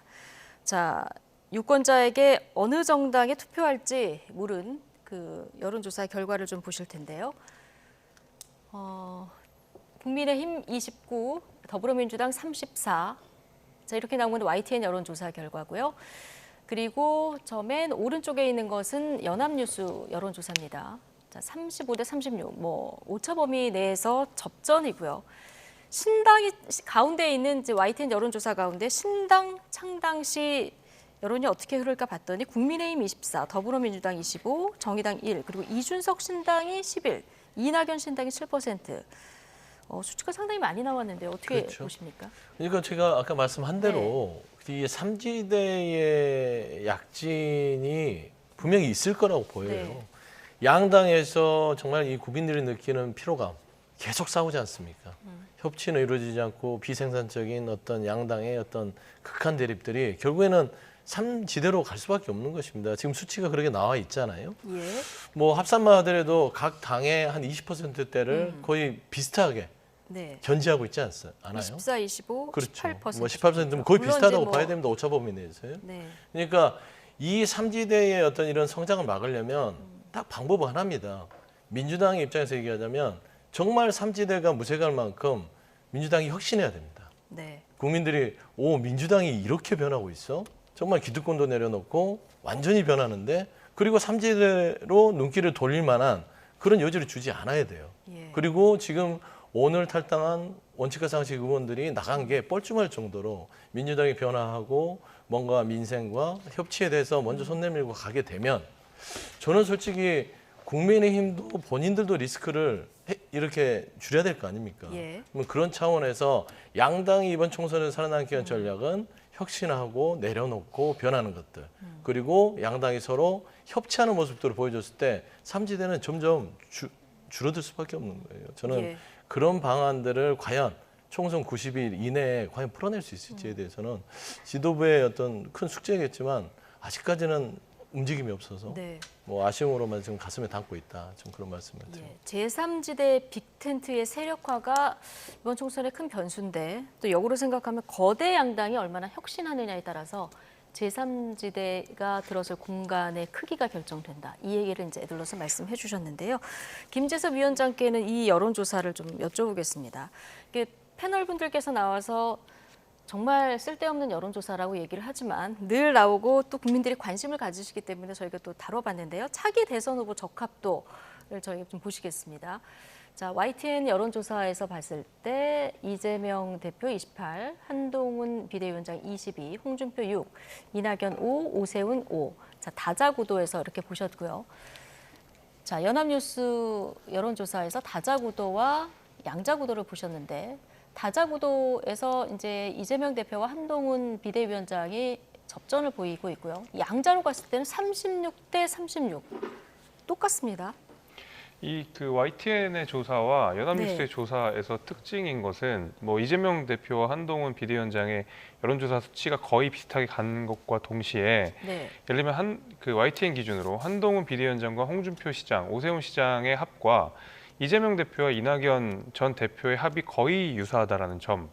마찬가지로 연합뉴스에서도 다자구도에서 이재명 대표와 이낙연 전 대표의 합과 그다음에 한동훈 비대위원장과 홍준표 시장, 예. 그다음에 이준석 대표의 합이 그러니까 보수 진영끼리의 합과 진보 진영끼리의 합이 거의 비슷하다라는 것을 저는 발견을 했습니다. 이제 그런 의미에서라도 앞서서 이준석, 이낙연 제3지대를 이미 선언했기 때문에 보수 진보 이렇게 분류하는 게 뭐 의미가 있을까 싶기도 하고요. 그렇죠. 이제 그러게 그분들을 별도로 한다 하더라도 다자구도에서도 사실 진보 보수가 총합으로 하더라도 크게 차이가 안 난다는 것은 사실은 지금 양당이 거의 팽팽하게 같이 이렇게 경쟁을 하고 있다는 것처럼 보이거든요. 앞서서 본 정당 지지율과 그다음 차기 지도자 지지율이 거의 이 비슷한 양상으로 간다는 것은 말하자면은 이 어떤 진영의 대립이 굉장히 뚜렷하게 지금 나타나고 있는 상황이고 그런 의미에서라도 제3지대가 얼마큼 이 가운데서 공간을 차지할 것인가는 앞으로도 굉장히 중요한 문제라고 생각이 됩니다. 그래서 글쎄요, 저는 이제 시간이 지날수록 원래 통상적으로는 제3지대 영향이 줄어든다고 하는데 그것은 양당이 공히 공천 혁신을 일으키고 그다음에 양당이 공히 지지층 결집을 잘 이뤄낼 때 하는 그것인데 사실은 지금은 그 어떤 정책 이슈가 하더라도 그 지지율이 크게 등락하진 않는 것 같거든요.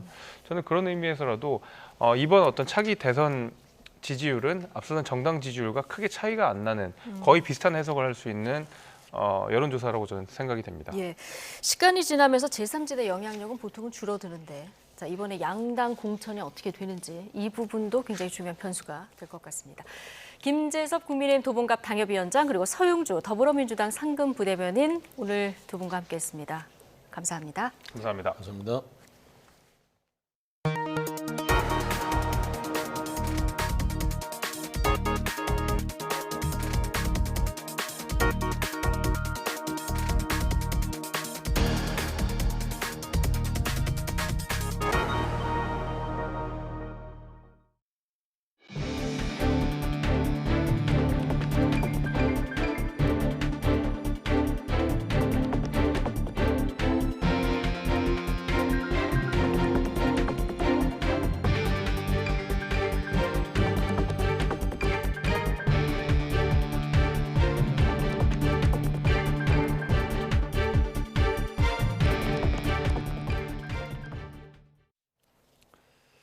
준공한 지 30년이 지난 주택은 안전진단 없이도 재건축할 수 있도록 규제가 대폭 완화됩니다.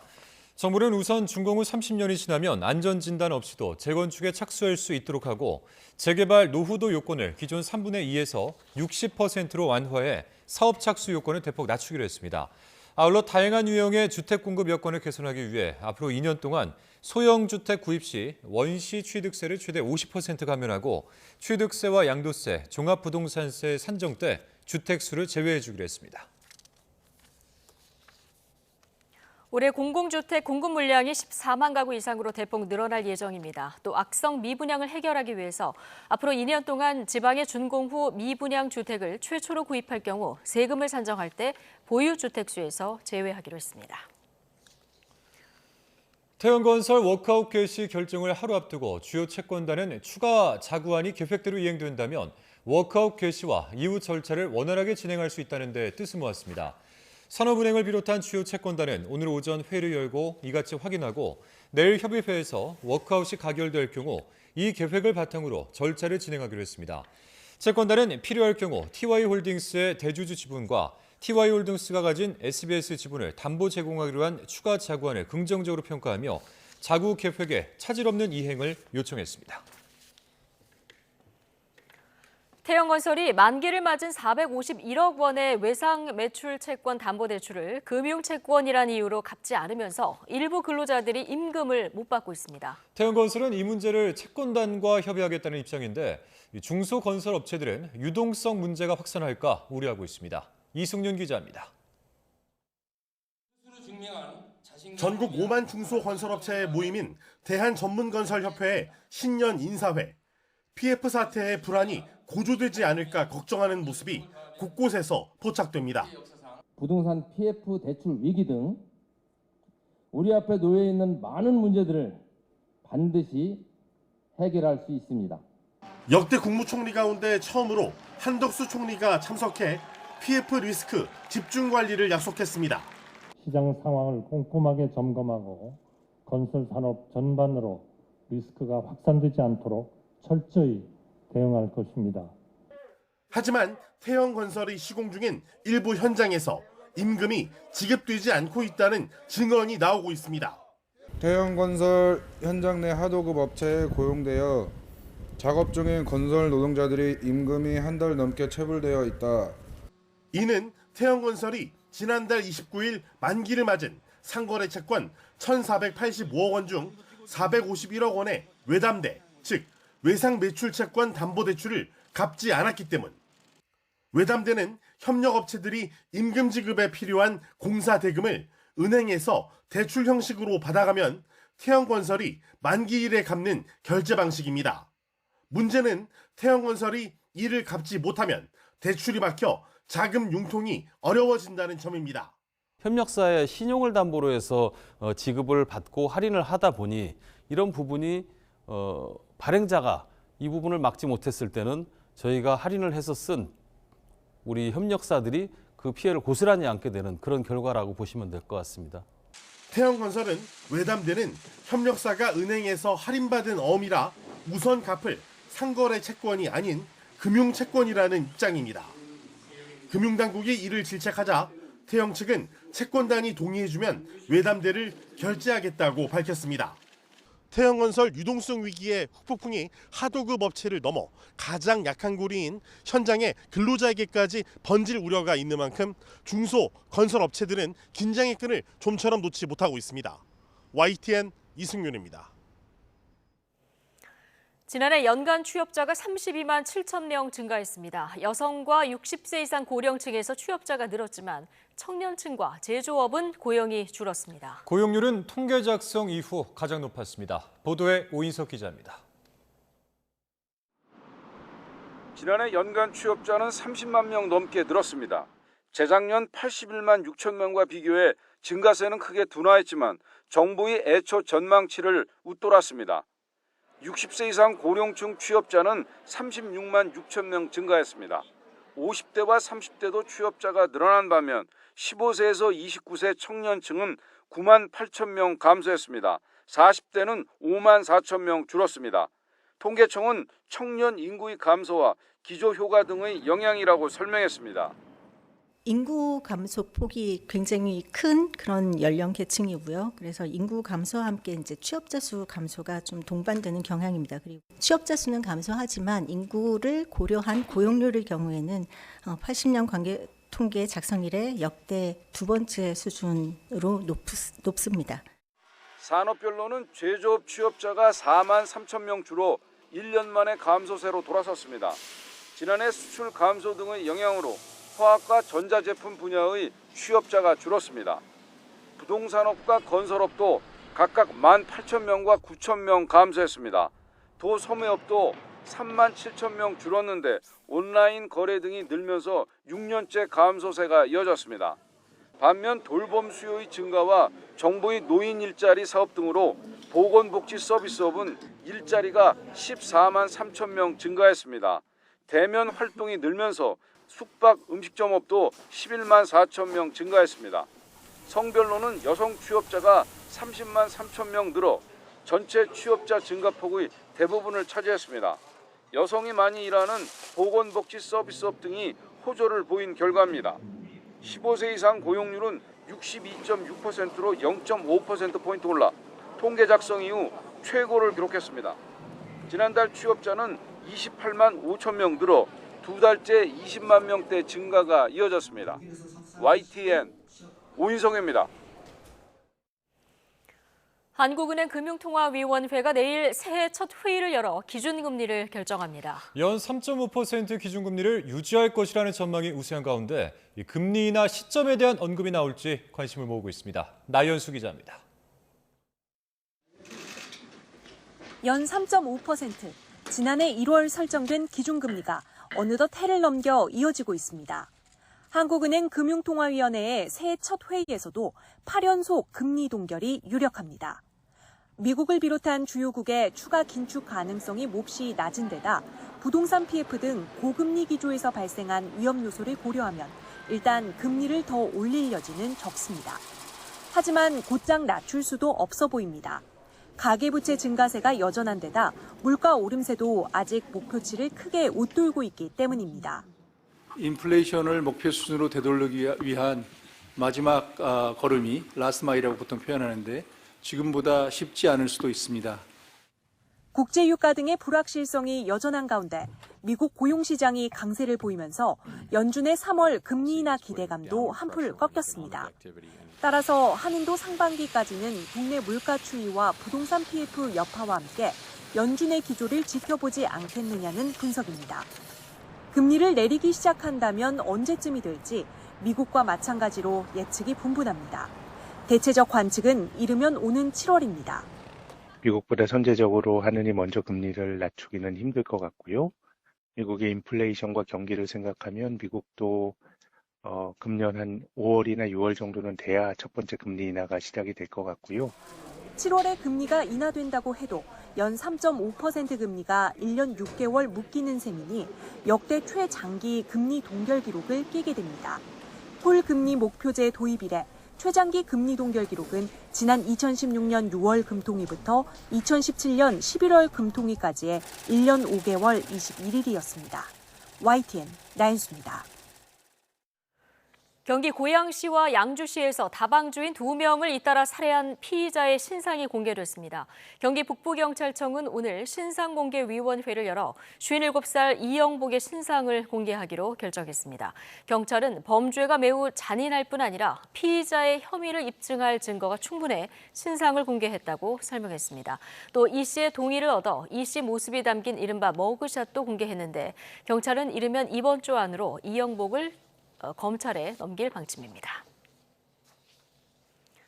길 가던 남성들에게 무자비하게 흉기를 휘둘러 4명을 죽거나 다치게 한 흉기 난동범 조선에게 검찰이 사형을 구형했습니다. 검찰은 앞날이 밝은 22살 청년을 잔인하게 살해한 조선이 살인할 의도가 없었다며 범행을 부인하고 피해 회복에도 나서지 않는 등 반성의 여지가 없다고 질타했습니다. 이에 조선은 자신이 어떻게 이런 끔찍한 일을 저질렀는지 이해가 가지 않는다면서 진심으로 사죄한다고 말했습니다. 국민건강보험공단에서 수십억 원을 빼돌린 뒤 필리핀으로 도주한 전직 팀장이 현지에서 붙잡혔습니다. 1년 넘게 리조트 여러 곳을 돌면서 호화 생활을 하다가 여자친구 SNS 기록에 덜미를 잡혔습니다. 홍주혜 기자입니다. 한여름 옷차림을 한 남성이 큰 짐가방을 들고 엘리베이터에서 내립니다. 국민건강보험공단에서 수십억 원을 횡령해 도주했던 44살 최모 씨입니다. 이민청에서 오셨어요. 왜 왔는지 아시죠? 네. 집에 가실 때 됐어요, 이제. 최 씨는 공단의 재정관리실 팀장으로 일했던 지난 2022년 46억 원을 가로챈 혐의를 받고 있습니다. 의료기관에 돌아가야 할 요양급여를 수차례 빼돌렸는데 40억 원 넘는 돈을 한꺼번에 빼내기도 했습니다. 이후 최 씨는 휴가를 내고 필리핀으로 도주했고 경찰의 추적은 무려 1년 4개월 동안 이어졌습니다.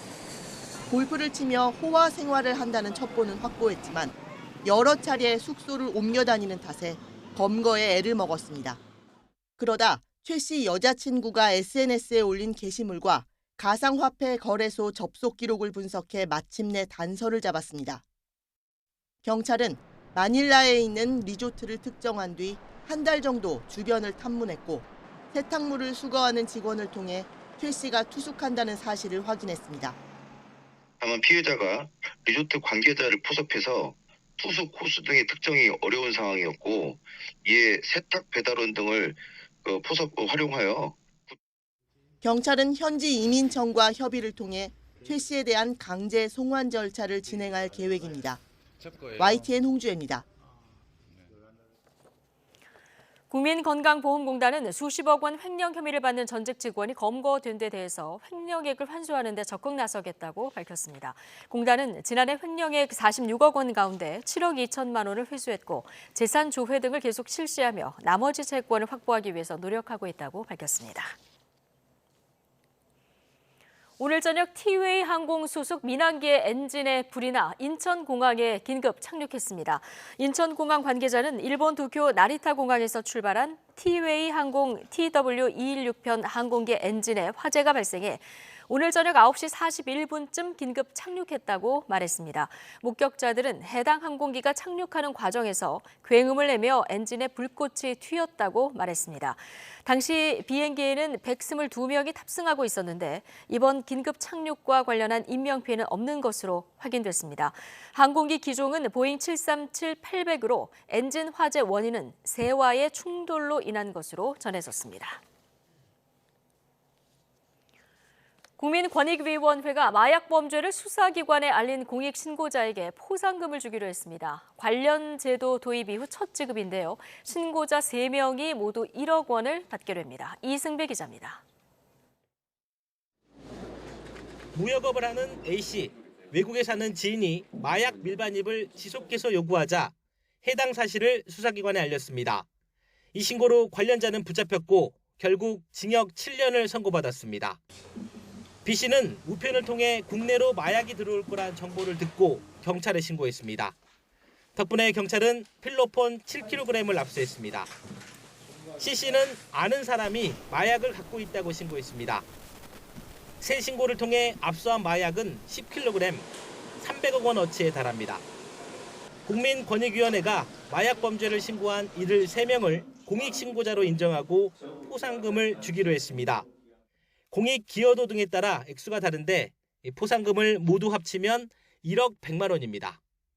지난 2016년 공익신고 포상금제 신설 이후 마약 신고 포상금이 지급되는 건 이번이 처음입니다. 관세청과 검찰, 경찰도 마약 신고자에게 포상금을 주고 있습니다. 권익위의 마약 신고 포상금은 통상 수사기관의 추천을 받아서 지급합니다. 사건 해결에 결정적 단서가 됐거나 공익적 가치가 있다고 판단되면 권익위의 포상금 지급을 추천하는 겁니다. 그동안 참여가 저조했는데 최근 마약 확산의 심각성이 커지면서 경찰청에서 지난해 3명을 처음 추천했습니다.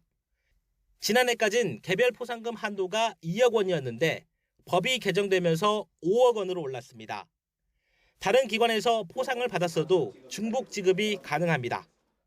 2024년도 시행령 개정을 통해 공익신고 포상금 상한을 5억으로 증액하는 등 적극적 포상을 위한 제도적 기반의 마련에 노력하고 있습니다. 권익위는 이 밖에 자치단체 기금 100억 원을 횡령한 사건을 신고한 공직자에 대해선 대통령 표창 등을 추천했습니다.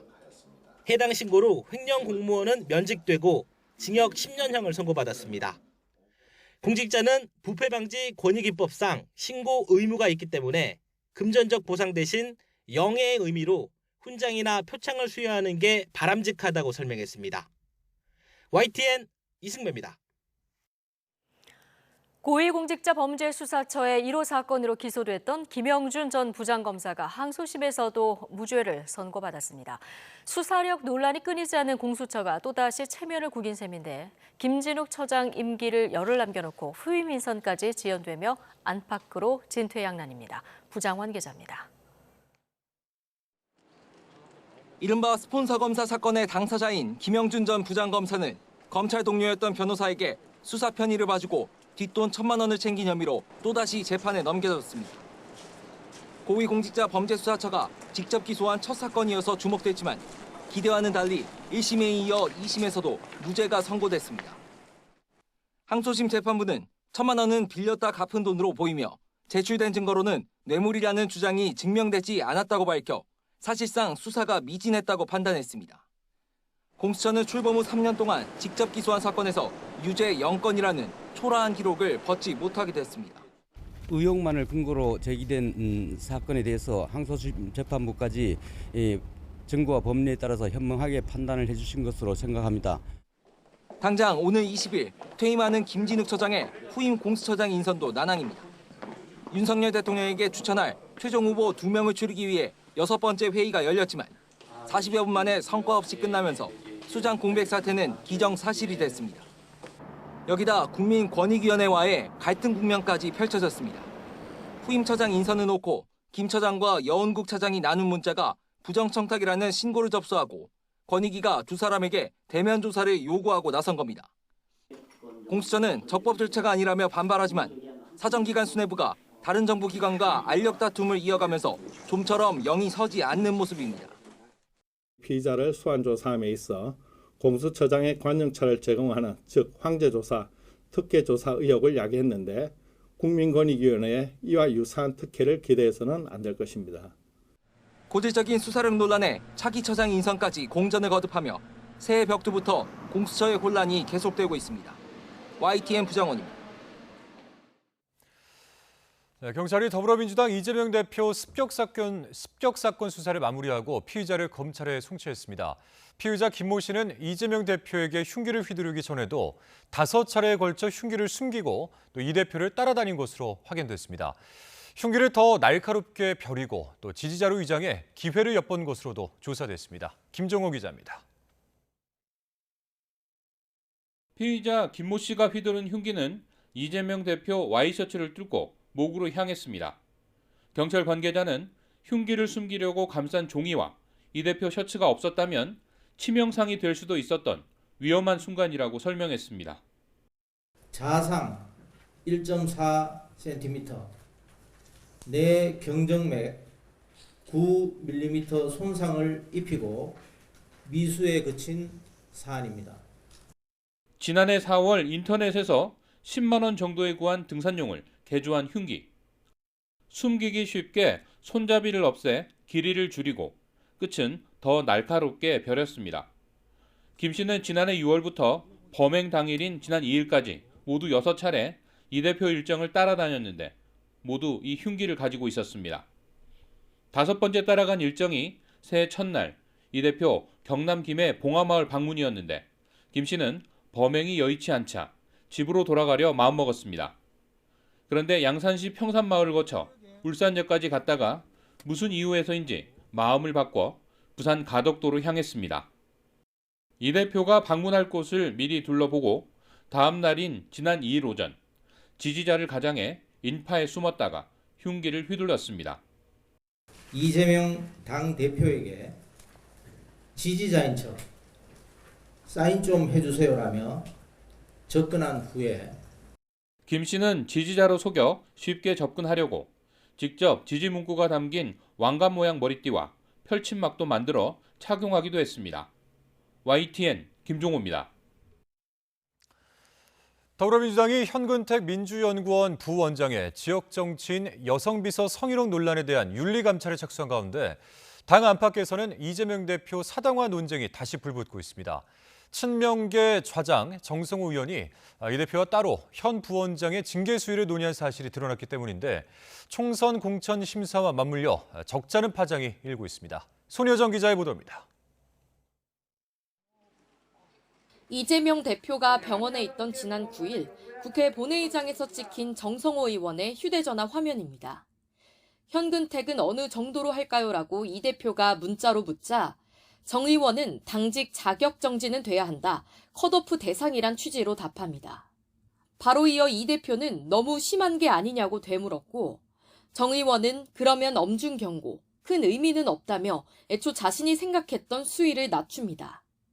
대표적 친명 인사로 꼽히는 현근택 민주연구원 부원장이 최근 지역 정치인의 여성 비서에게 성희롱성 발언을 했다는 논란이 불거지자 두 사람이 징계 문제에 대한 의견을 나눈 겁니다. 당장 당 안팎에선 공식 당직은 물론 윤리감찰 관련 업무도 맡고 있지 않은 정 의원이 이 대표와 이런 사안을 논의한 건 부적절하다는 지적이 제기됐습니다. 지도부는 다양한 의견 수렴 과정일 뿐 실제 징계엔 영향을 미치지 못할 거라며 수습에 나섰지만 당직을 맡지 않은 다른 의원님들하고 상의를 많이 합니다. 의견을 수렴하는 과정이라고 저는 생각을 합니다. 그것이 그 윤리감찰단의 그 결론을 내는데 어떠한 영향을 미치지 않을 것으로. 당의 징계 시스템을 무시한 행태이자 이재명 사당화의 증거라는 불만이 터져 나왔습니다. 지도부에 소속된 한 의원조차 이 대표가 정 의원의 의견을 구할 거란 건 예상했지만 눈으로 확인돼 놀라웠다며 술렁이는 내부 기류를 부인하진 않았습니다. 이재명 대표 체제를 비판하며 탈당을 선언한 비주류 의원들은 이른바 비공식 라인의 당무 논의를 공개적으로 저격하기도 했습니다. 사적인 관계에서 후보자나 당원에 대한 징계 수위까지 논의된다라고 하는 것은 이건 공당으로서는 있을 수가 없는 얘기입니다. 완전 사당화되지 않은 정당이라고 한다면은 국민의힘은 한 발 더 나가 이재명 대표가 병원에서까지 측근을 챙기고 친명 핵심의 공천 컷오프를 막았다며 민주당 내 불만의 목소리를 자극했습니다.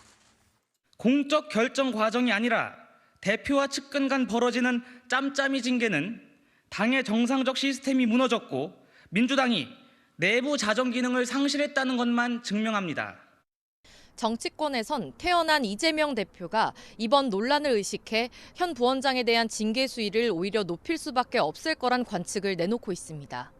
하지만 비명계 지역구에 대한 친명계의 도전, 이른바 자객공천 우려가 제기되는 상황에서 비주류의 시선은 오히려 공정한 공천 심사가 가능할지에 쏠린 모습입니다.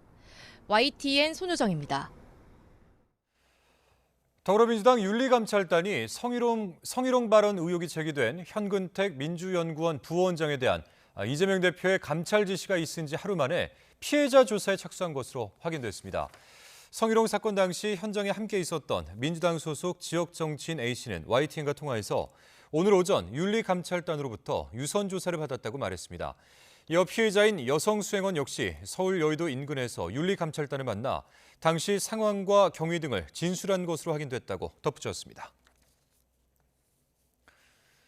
국민의힘 박은식 비상대책위원이 지난 2021년 백범 김구 선생에 대해서 폭탄 던지던 분이 국제 정세와 나라 돌아가는 시스템을 잘 알겠느냐는 취지의 글을 자신의 SNS에 쓴 사실이 알려져 논란이 일고 있습니다.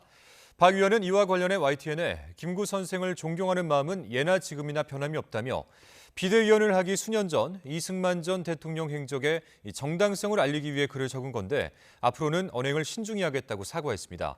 한동훈 비상대책위원장은 이번 논란에 대해서 해당 표현에 공감하지 못하지만 개별 비대위원이 앞으로 보여줄 미래의 주안점을 가져달라며 이제 공인이 된 만큼 더 언행에 신중할 것으로 생각한다고 말했습니다. 더불어민주당은 증오와 혐오를 주장한 인사들을 당장 해임하라고 촉구했습니다. 박성준 대변인은 오늘 서면 브리핑에서 여성 혐오와 김구 선생 폄훼 발언 논란을 일으킨 박은식 비대위원 등을 거론하며 이같이 밝혔습니다. 뺑소니 신고를 한 20대 청년이 오히려 보험 사기 피의자가 됐다며 억울함을 호소하고 있습니다. 경찰은 충분히 피할 수 있었는데도 피하지 않았다 또는 차량과 부딪히지 않은 곳을 다쳤다고 했다는 이유를 대고 있는데요. 어떤 사연인지 나윤호 기자가 취재했습니다.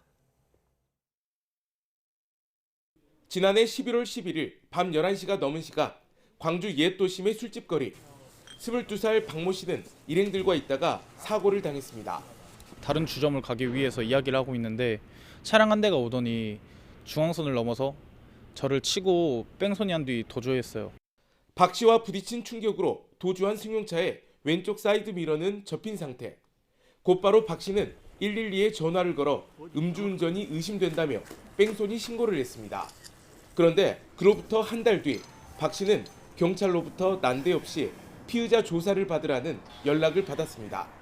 보험 사기가 의심된다는 것이었습니다.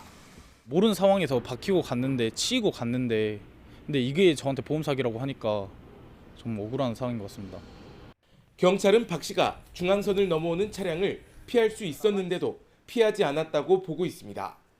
또 경찰에서는 오른팔이 다쳤다고 했는데 CCTV에는 차량이 왼팔을 충격한 것으로 찍혔다는 겁니다. 오른손에 우리 진단서를 떼어보고 그런데 우리가 봤을 때는 왼손이거든요. CCTV 화면상 딱 나와버리는 거예요. 이게 우리가 봤을 때 충분히 좀 피할 수도 있었고. 박 씨를 치료한 한방병원에서는 사고 당시 왼쪽 충격으로 인한 반사적인 근육 긴장으로 오른쪽 어깨 통증과 허리 등도 치료했다는 소견서를 낸 상태. 박 씨는 합의금 등 돈 얘기는 꺼낸 적도 없습니다. 그런데 YTN 취재 결과 사고 차량 운전자는 무면허로 드러났습니다. 사고 차량 운전자의 어머니는 신고자에게 사고 처리를 하지 않고 원만하게 해결되기를 바란다는 문자를 보내기도 했습니다. 하지만 경찰이 차량 운전자의 신병을 확보하지 않아 사고 당시 술을 마셨는지는 확인할 수 없게 됐습니다. 이에 대해 경찰은 차량 번호를 통해 집 주소는 확인했으나 사안이 경미하고 운전자가 전화를 받지 않았다고 말했습니다. YTN 나연호입니다. 최태원 SK그룹 회장과 이혼 소송 중인 노소영 아트센터 나비 관장이 2심에서 재살분할 청구 액수를 1조 원에서 2조 원대로 높인 것으로 나타났습니다. 서울고등법원은 지난 8일 소장에 붙은 인지액을 34억 원에서 47억 원으로 높이는 명령을 내렸습니다. 노 관장 측은 이를 최 회장의 보유 주식이 아닌 현금으로 요구한 것으로 전해졌는데 최근 SK 주식 주당 가격이 하락하면서 노 관장 측은 가치가 유동적인 주식보다 현금을 요구하기로 한 것으로 풀이됩니다. 애인을 감금한 채 이발기로 머리를 밀고 학대를 저지른 20대 남성에게 검찰이 징역 10년을 구형했습니다. 검찰은 어제 의정부 지방법원 남양주 지원에서 열린 결심 공판에서 A씨가 범행 대부분을 부인하며 반성의 기미를 보이지 않고 또 피해자에게 책임을 떠넘기며 범행을 정당화하고 있다고 질타했습니다.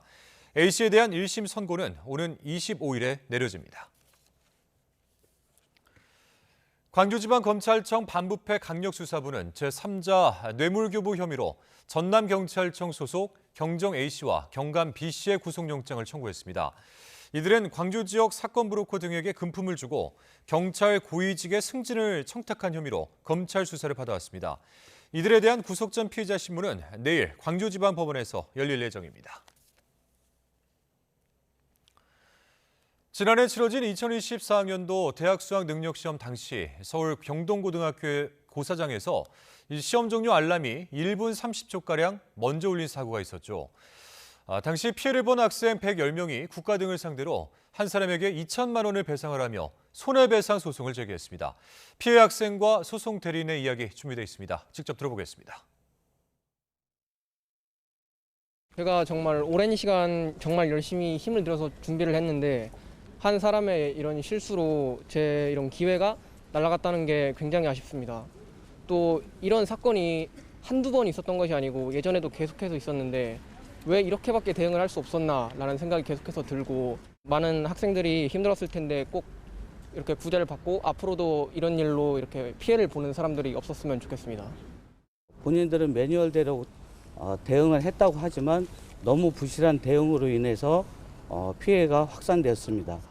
이번에는 1교시에서 발생된 사태이고 또 추가 시간을 준다고 점심시간을 20분에서 25분 정도 휴식 시간과 회복 시간을 박탈했기 때문에 저희도 한 목소리를 내기 위해서 2천만 원을 청구하고자 합니다. 2023학년도 수능영어 23번 문항에 출제된 지문이 사설 학원 문제와 유사하다는 의혹이 제기되자 교육부가 사교육 카르텔을 예방하기 위해 사설 모의고사까지 검토하겠다고 밝혔습니다. 교육부는 어제 오석환 차관 주재로 사교육 카르텔 긴급점검회의를 열고 수능과 EBS 출제 과정을 개선하기로 했습니다. 또 평가원은 수능출제위원회 사전 검증과 사후 관리를 체계화하고 수능 문항과 사설학원 문제가 유사하다는 이의 신청이 접수될 경우 적극적으로 대응할 방침입니다. 정부와 의사협회는 올해 들어 처음 열린 의료현안 협의체 회의에서도 의대 정원 문제를 두고 팽팽한 입장차를 보였습니다. 양동호 의협 측 협상단장은 정부의 의대 정원 확대 정책이 이공계 인재들의 대거 이탈로 이어질 수 있다는 우려의 목소리가 사회 곳곳에서 나온다고 지적했습니다. 그러나 김한숙 복지부 보건의료정책과장은 필수 지역 의료의 근본적 문제를 해결하기 위한 의사인력 확대는 많은 국민의 수건 정책이라며 속도감 있게 추진하겠다고 강조했습니다. 북한의 연이은 포격으로 연평도 주민들은 연초부터 긴장감 속에 하루하루를 보내고 있습니다. 지난 5일에는 대피소로 몸을 피하기도 했는데 당시 안내방송을 제대로 듣지 못한 주민들이 적지 않았는데요. 왜 그런 건지 박정영 기자가 알아봤습니다. 주민과 관광객께서는 놀라지 마시고 사격 훈련을 진행하는 동안 인근 대피소로 안전하게 이동해 주시기 바라며 지난 5일 낮 서해 5도 지역에 울려 퍼졌던 대피 안내 방송입니다. 마을 곳곳에 설치된 확성기를 통해 2시간 반 동안 모두 12번 방송됐습니다. 하지만 취재진이 직접 마을을 다녀본 결과 적지 않은 주민들이 안내 방송을 듣지 못했다고 말했습니다. 밖에서 흘러나오는 확성기 소리가 집 안까지는 잘 들리지 않는다는 겁니다. 이제 밖에 나가서 이제 일부러 듣는 거죠. 이 안에서는 방송 소리가 안 들려서 못 들었어요. 방송에 하는 소리를 들리는데 뭐라고 하는지 뜻을 알아들을 수가 없어. 나는 성력이 나쁘니까 그렇다고 손 치더라도 주민들도 좀 방송을 알아들을 수 있는 방송을 좀. 대피 안내는 방송 외에 재난 문자로도 통보됩니다. 하지만 연평도 주민 5명 가운데 1명이 65세 이상 고령층인 만큼 문자보다는 안내 방송에 의존하는 경우가 많습니다. 비상 상황에 대피소로 이동하는 것도 문제입니다. 거동이 불편한 일부 어르신들은 대피소까지 가는 것도 쉽지 않은 탓에 마을 이장들이 일일이 모시러 다녀야 하는 실정입니다. 거기까지는 좀 멀어. 내 걸음으로는 멀어. 그래도 이 옆에 이 사람 저 사람 다 같이 갔으니까 같이 갈 수 있었지. 연이은 폭격으로 접경 지역 긴장감이 고조되는 가운데 제때 안전히 대피할 수 있도록 경보 시스템 점검이 필요해 보입니다. YTN 박정현입니다. 방위사업청은 올해 국산 초음속 전투기 KF-21 첫 양산에 돌입할 예정이라고 밝혔습니다. 방사청은 국방과학연구소 해미시험장에서 다음 달까지 저온과 고온, 강우, 결빙 등 극한 환경에서 기체와 항전 장비가 정상 작동하는지를 검증하는 절차를 진행하고 있다고 설명했습니다. 세계 최대의 IT 전자박람회 CES가 빠르게 발전하는 인공지능 기술을 화두로 성대한 막을 올렸습니다. 전 세계에서 몰려든 관람객들은 기대감을 안고 첨단 기술의 미래를 경험하기 위한 여정에 나섰습니다. 홍상희 기자의 보도입니다. 수많은 인파가 전시장 주변에 구름대처럼 몰렸습니다. 카운트다운이 시작되고 환호성과 함께 세계 최대의 IT 전자박람회 CES가 막을 올렸습니다. 전 세계에서 모인 관람객들로 전시장 안은 금세 발 디딜 틈 없이 들어찼습니다. 첨단 기술을 한 발 앞서 만난다는 기대와 설렘에 관람객들은 흥분을 감추지 못합니다. It's my second year, so excited to be here. This is the first day I get to be here on the first day, which is crazy because it's so much more high energy today. 특히 한국 기업들의 부스는 시작부터 문전성시를 이루며 어느 때보다 높은 관심을 받았습니다. 눈과 귀를 사로잡는 가까운 미래의 기술이 관람객들의 발걸음을 붙잡습니다. Oh my God, that's cool. That's hard to do. That's impossible, right? So you're talking about like the transparent TV type thing, right? The glass, yeah. That's impressive. I didn't think we were that far ahead, so that's really cool. 올해 CES의 핵심은 인공지능, AI. 모든 부스마다 인공지능을 활용한 신제품과 미래 청사진을 공개했습니다. 기업 총수들도 첫날부터 다른 기업의 전시를 분주히 둘러보며 산업계 흐름을 파악하는 데 집중했습니다. 올해 CES에는 엔데믹 이후 최대 규모인 13만 명이 방문해 눈앞으로 다가온 첨단 기술의 미래를 먼저 경험할 전망입니다. YTN 홍상입니다. 우주항공청을 경남에 신설하는 특별법이 어제 국회 본회의를 통과했습니다. 경남 지역에서는 대한민국이 우주강국으로 도약하는 데에 우주항공청이 큰 역할을 할 것으로 기대가 큽니다. 박종혁 기자가 보도합니다. 로서 우주항공청의 설치 및 운영에 관한 특별법안 대안은 가결되었음을 선포합니다. 경남 사천에 우주항공청을 설치한다는 내용을 담은 우주항공청법이 국회를 통과했습니다. 21대 국회 마지막 본회의에서 극적으로 통과된 겁니다. 법 통과로 우주항공청은 과학기술정보통신부 소속으로 신설되고 대통령 직속 국가우주위원회가 감독하게 됩니다. 여기에 한국항공우주연구원과 한국천문연구원은 우주항공청 소속 기관으로 편입됩니다. 명실상부한 대한민국의 우주경제 핵심 기관이 되는 겁니다. 우주항공청 경남 신설은 윤석열 대통령의 공약이었습니다. 정부가 특별법 제정안을 국회에 제출하고도 9개월 동안 통과되지 않으면서 경남 지역에선 불만의 목소리가 컸습니다. 때문에 경남은 그야말로 대환영입니다. 대한민국의 우주강국 도약이라는 공동의 목표를 위한 여야의 대승적 합의로 국회 통과를 이루어낸 것에 330만 경남도민과 함께 환영합니다. 경남도는 우주항공 복합도시 건설을 본격적으로 추진하기 위해 건설 추진단을 꾸릴 예정입니다. 경남 지역 상공인들은 우주항공청이 국가 균형 발전과 지역 성장의 원동력이 될 거라며 법 통과를 환영했습니다. 하루빨리 지역 내에 개청되어 우리나라 우주산업의 성장과 국가 균형 발전을 앞당기는 데 큰 역할을 해주실 것을 부탁드립니다. 세계 우주산업은 앞으로 현재의 5배인 1,320조 원 규모로 성장할 전망입니다. 대한민국이 우주산업 강국으로 도약하는데 우주항공청이 얼마나 또 어떻게 이바지할지 주목됩니다. YTN 박종혁입니다.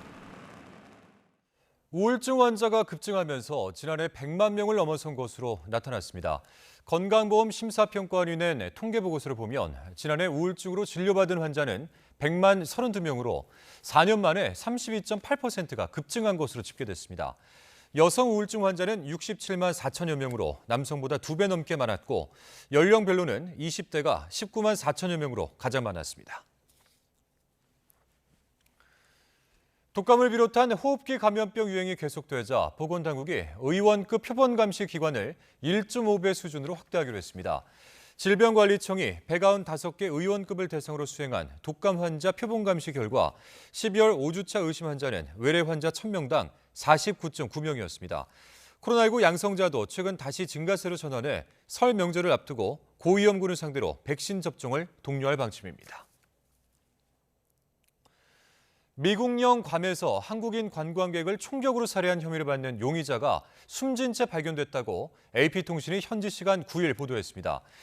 경찰은 앞서 살해 용의자의 도주를 도운 한 명을 한 게임방에서 체포했다고 말했습니다. 경찰은 이 사람의 도움을 받아 살해 용의자가 있을 만한 곳을 찾아 신원을 확인한 뒤 차에서 내릴 것을 명령했지만 차에서 한 발의 총성이 들렸고 용의자는 숨진 채 발견됐습니다. 사흘 앞으로 다가온 타이완 대선, 반중 정서가 팽배했던 4년 전과는 달리 여야의 초박빙 양상입니다. 중국은 양안 경제 국면에 대한 피로감을 부각하면서 친중 성향으로 정권 교체를 유도하고 있습니다. 베이징에서 강정규 특파원입니다. 총통선거를 나흘 앞두고 중국이 발사한 천문위성 타이완 남부 상공을 가로질렀습니다. 중국에서 날아드는 기상 관측 풍선처럼 타이완 표심에 영향을 주려는 인지전입니다. 마침 타이완 외교부장의 외신 기자회견 중에 울려 퍼진 방공 경보.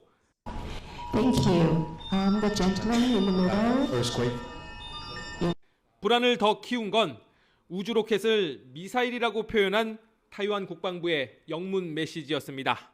Tactics is classified as gray zone activities. Continue to remind the people here in Taiwan that there's a danger of war in between Taiwan and China. 전투기와 군함을 동원한 중국군의 무력 시위는 오히려 일상적 수준으로 수위를 조절하고 있습니다. 民进党当局故意炒作所谓大陆军事威胁，渲染紧张气氛，完全是为了谋取选举利益。 반중 정서가 팽배했던 4년 전 대선과 달리 이번엔 양안 관계 개선을 원하는 표심도 만만치 않습니다. 중국이 타이완과 가까운 푸젠성에 양안 융합발전 시범구 계획을 잇따라 내놓는 배경입니다. 지난 연말 대만산 열대 과일과 생선에 대한 수입 금지 조치를 해제한 것도 마찬가지입니다. 집권당의 텃밭인 타이완 남부 지역 표심을 겨냥한 유화책입니다. 국민당 후보와 민중당 후보는 양안 관계를 좀 개선해야 된다는 후보입니다. 두 후보의 지지율을 합치면은 월등히 앞서죠. 민중당 후보를. 타이완 대선도 내정이라고 부르짖는 중국. 양안 경색 국면에 대한 피로감을 부각하면서도 반중 표심은 자극하지 않는 막후 선거전을 벌이고 있습니다. 베이징에서 YTN 강정규입니다.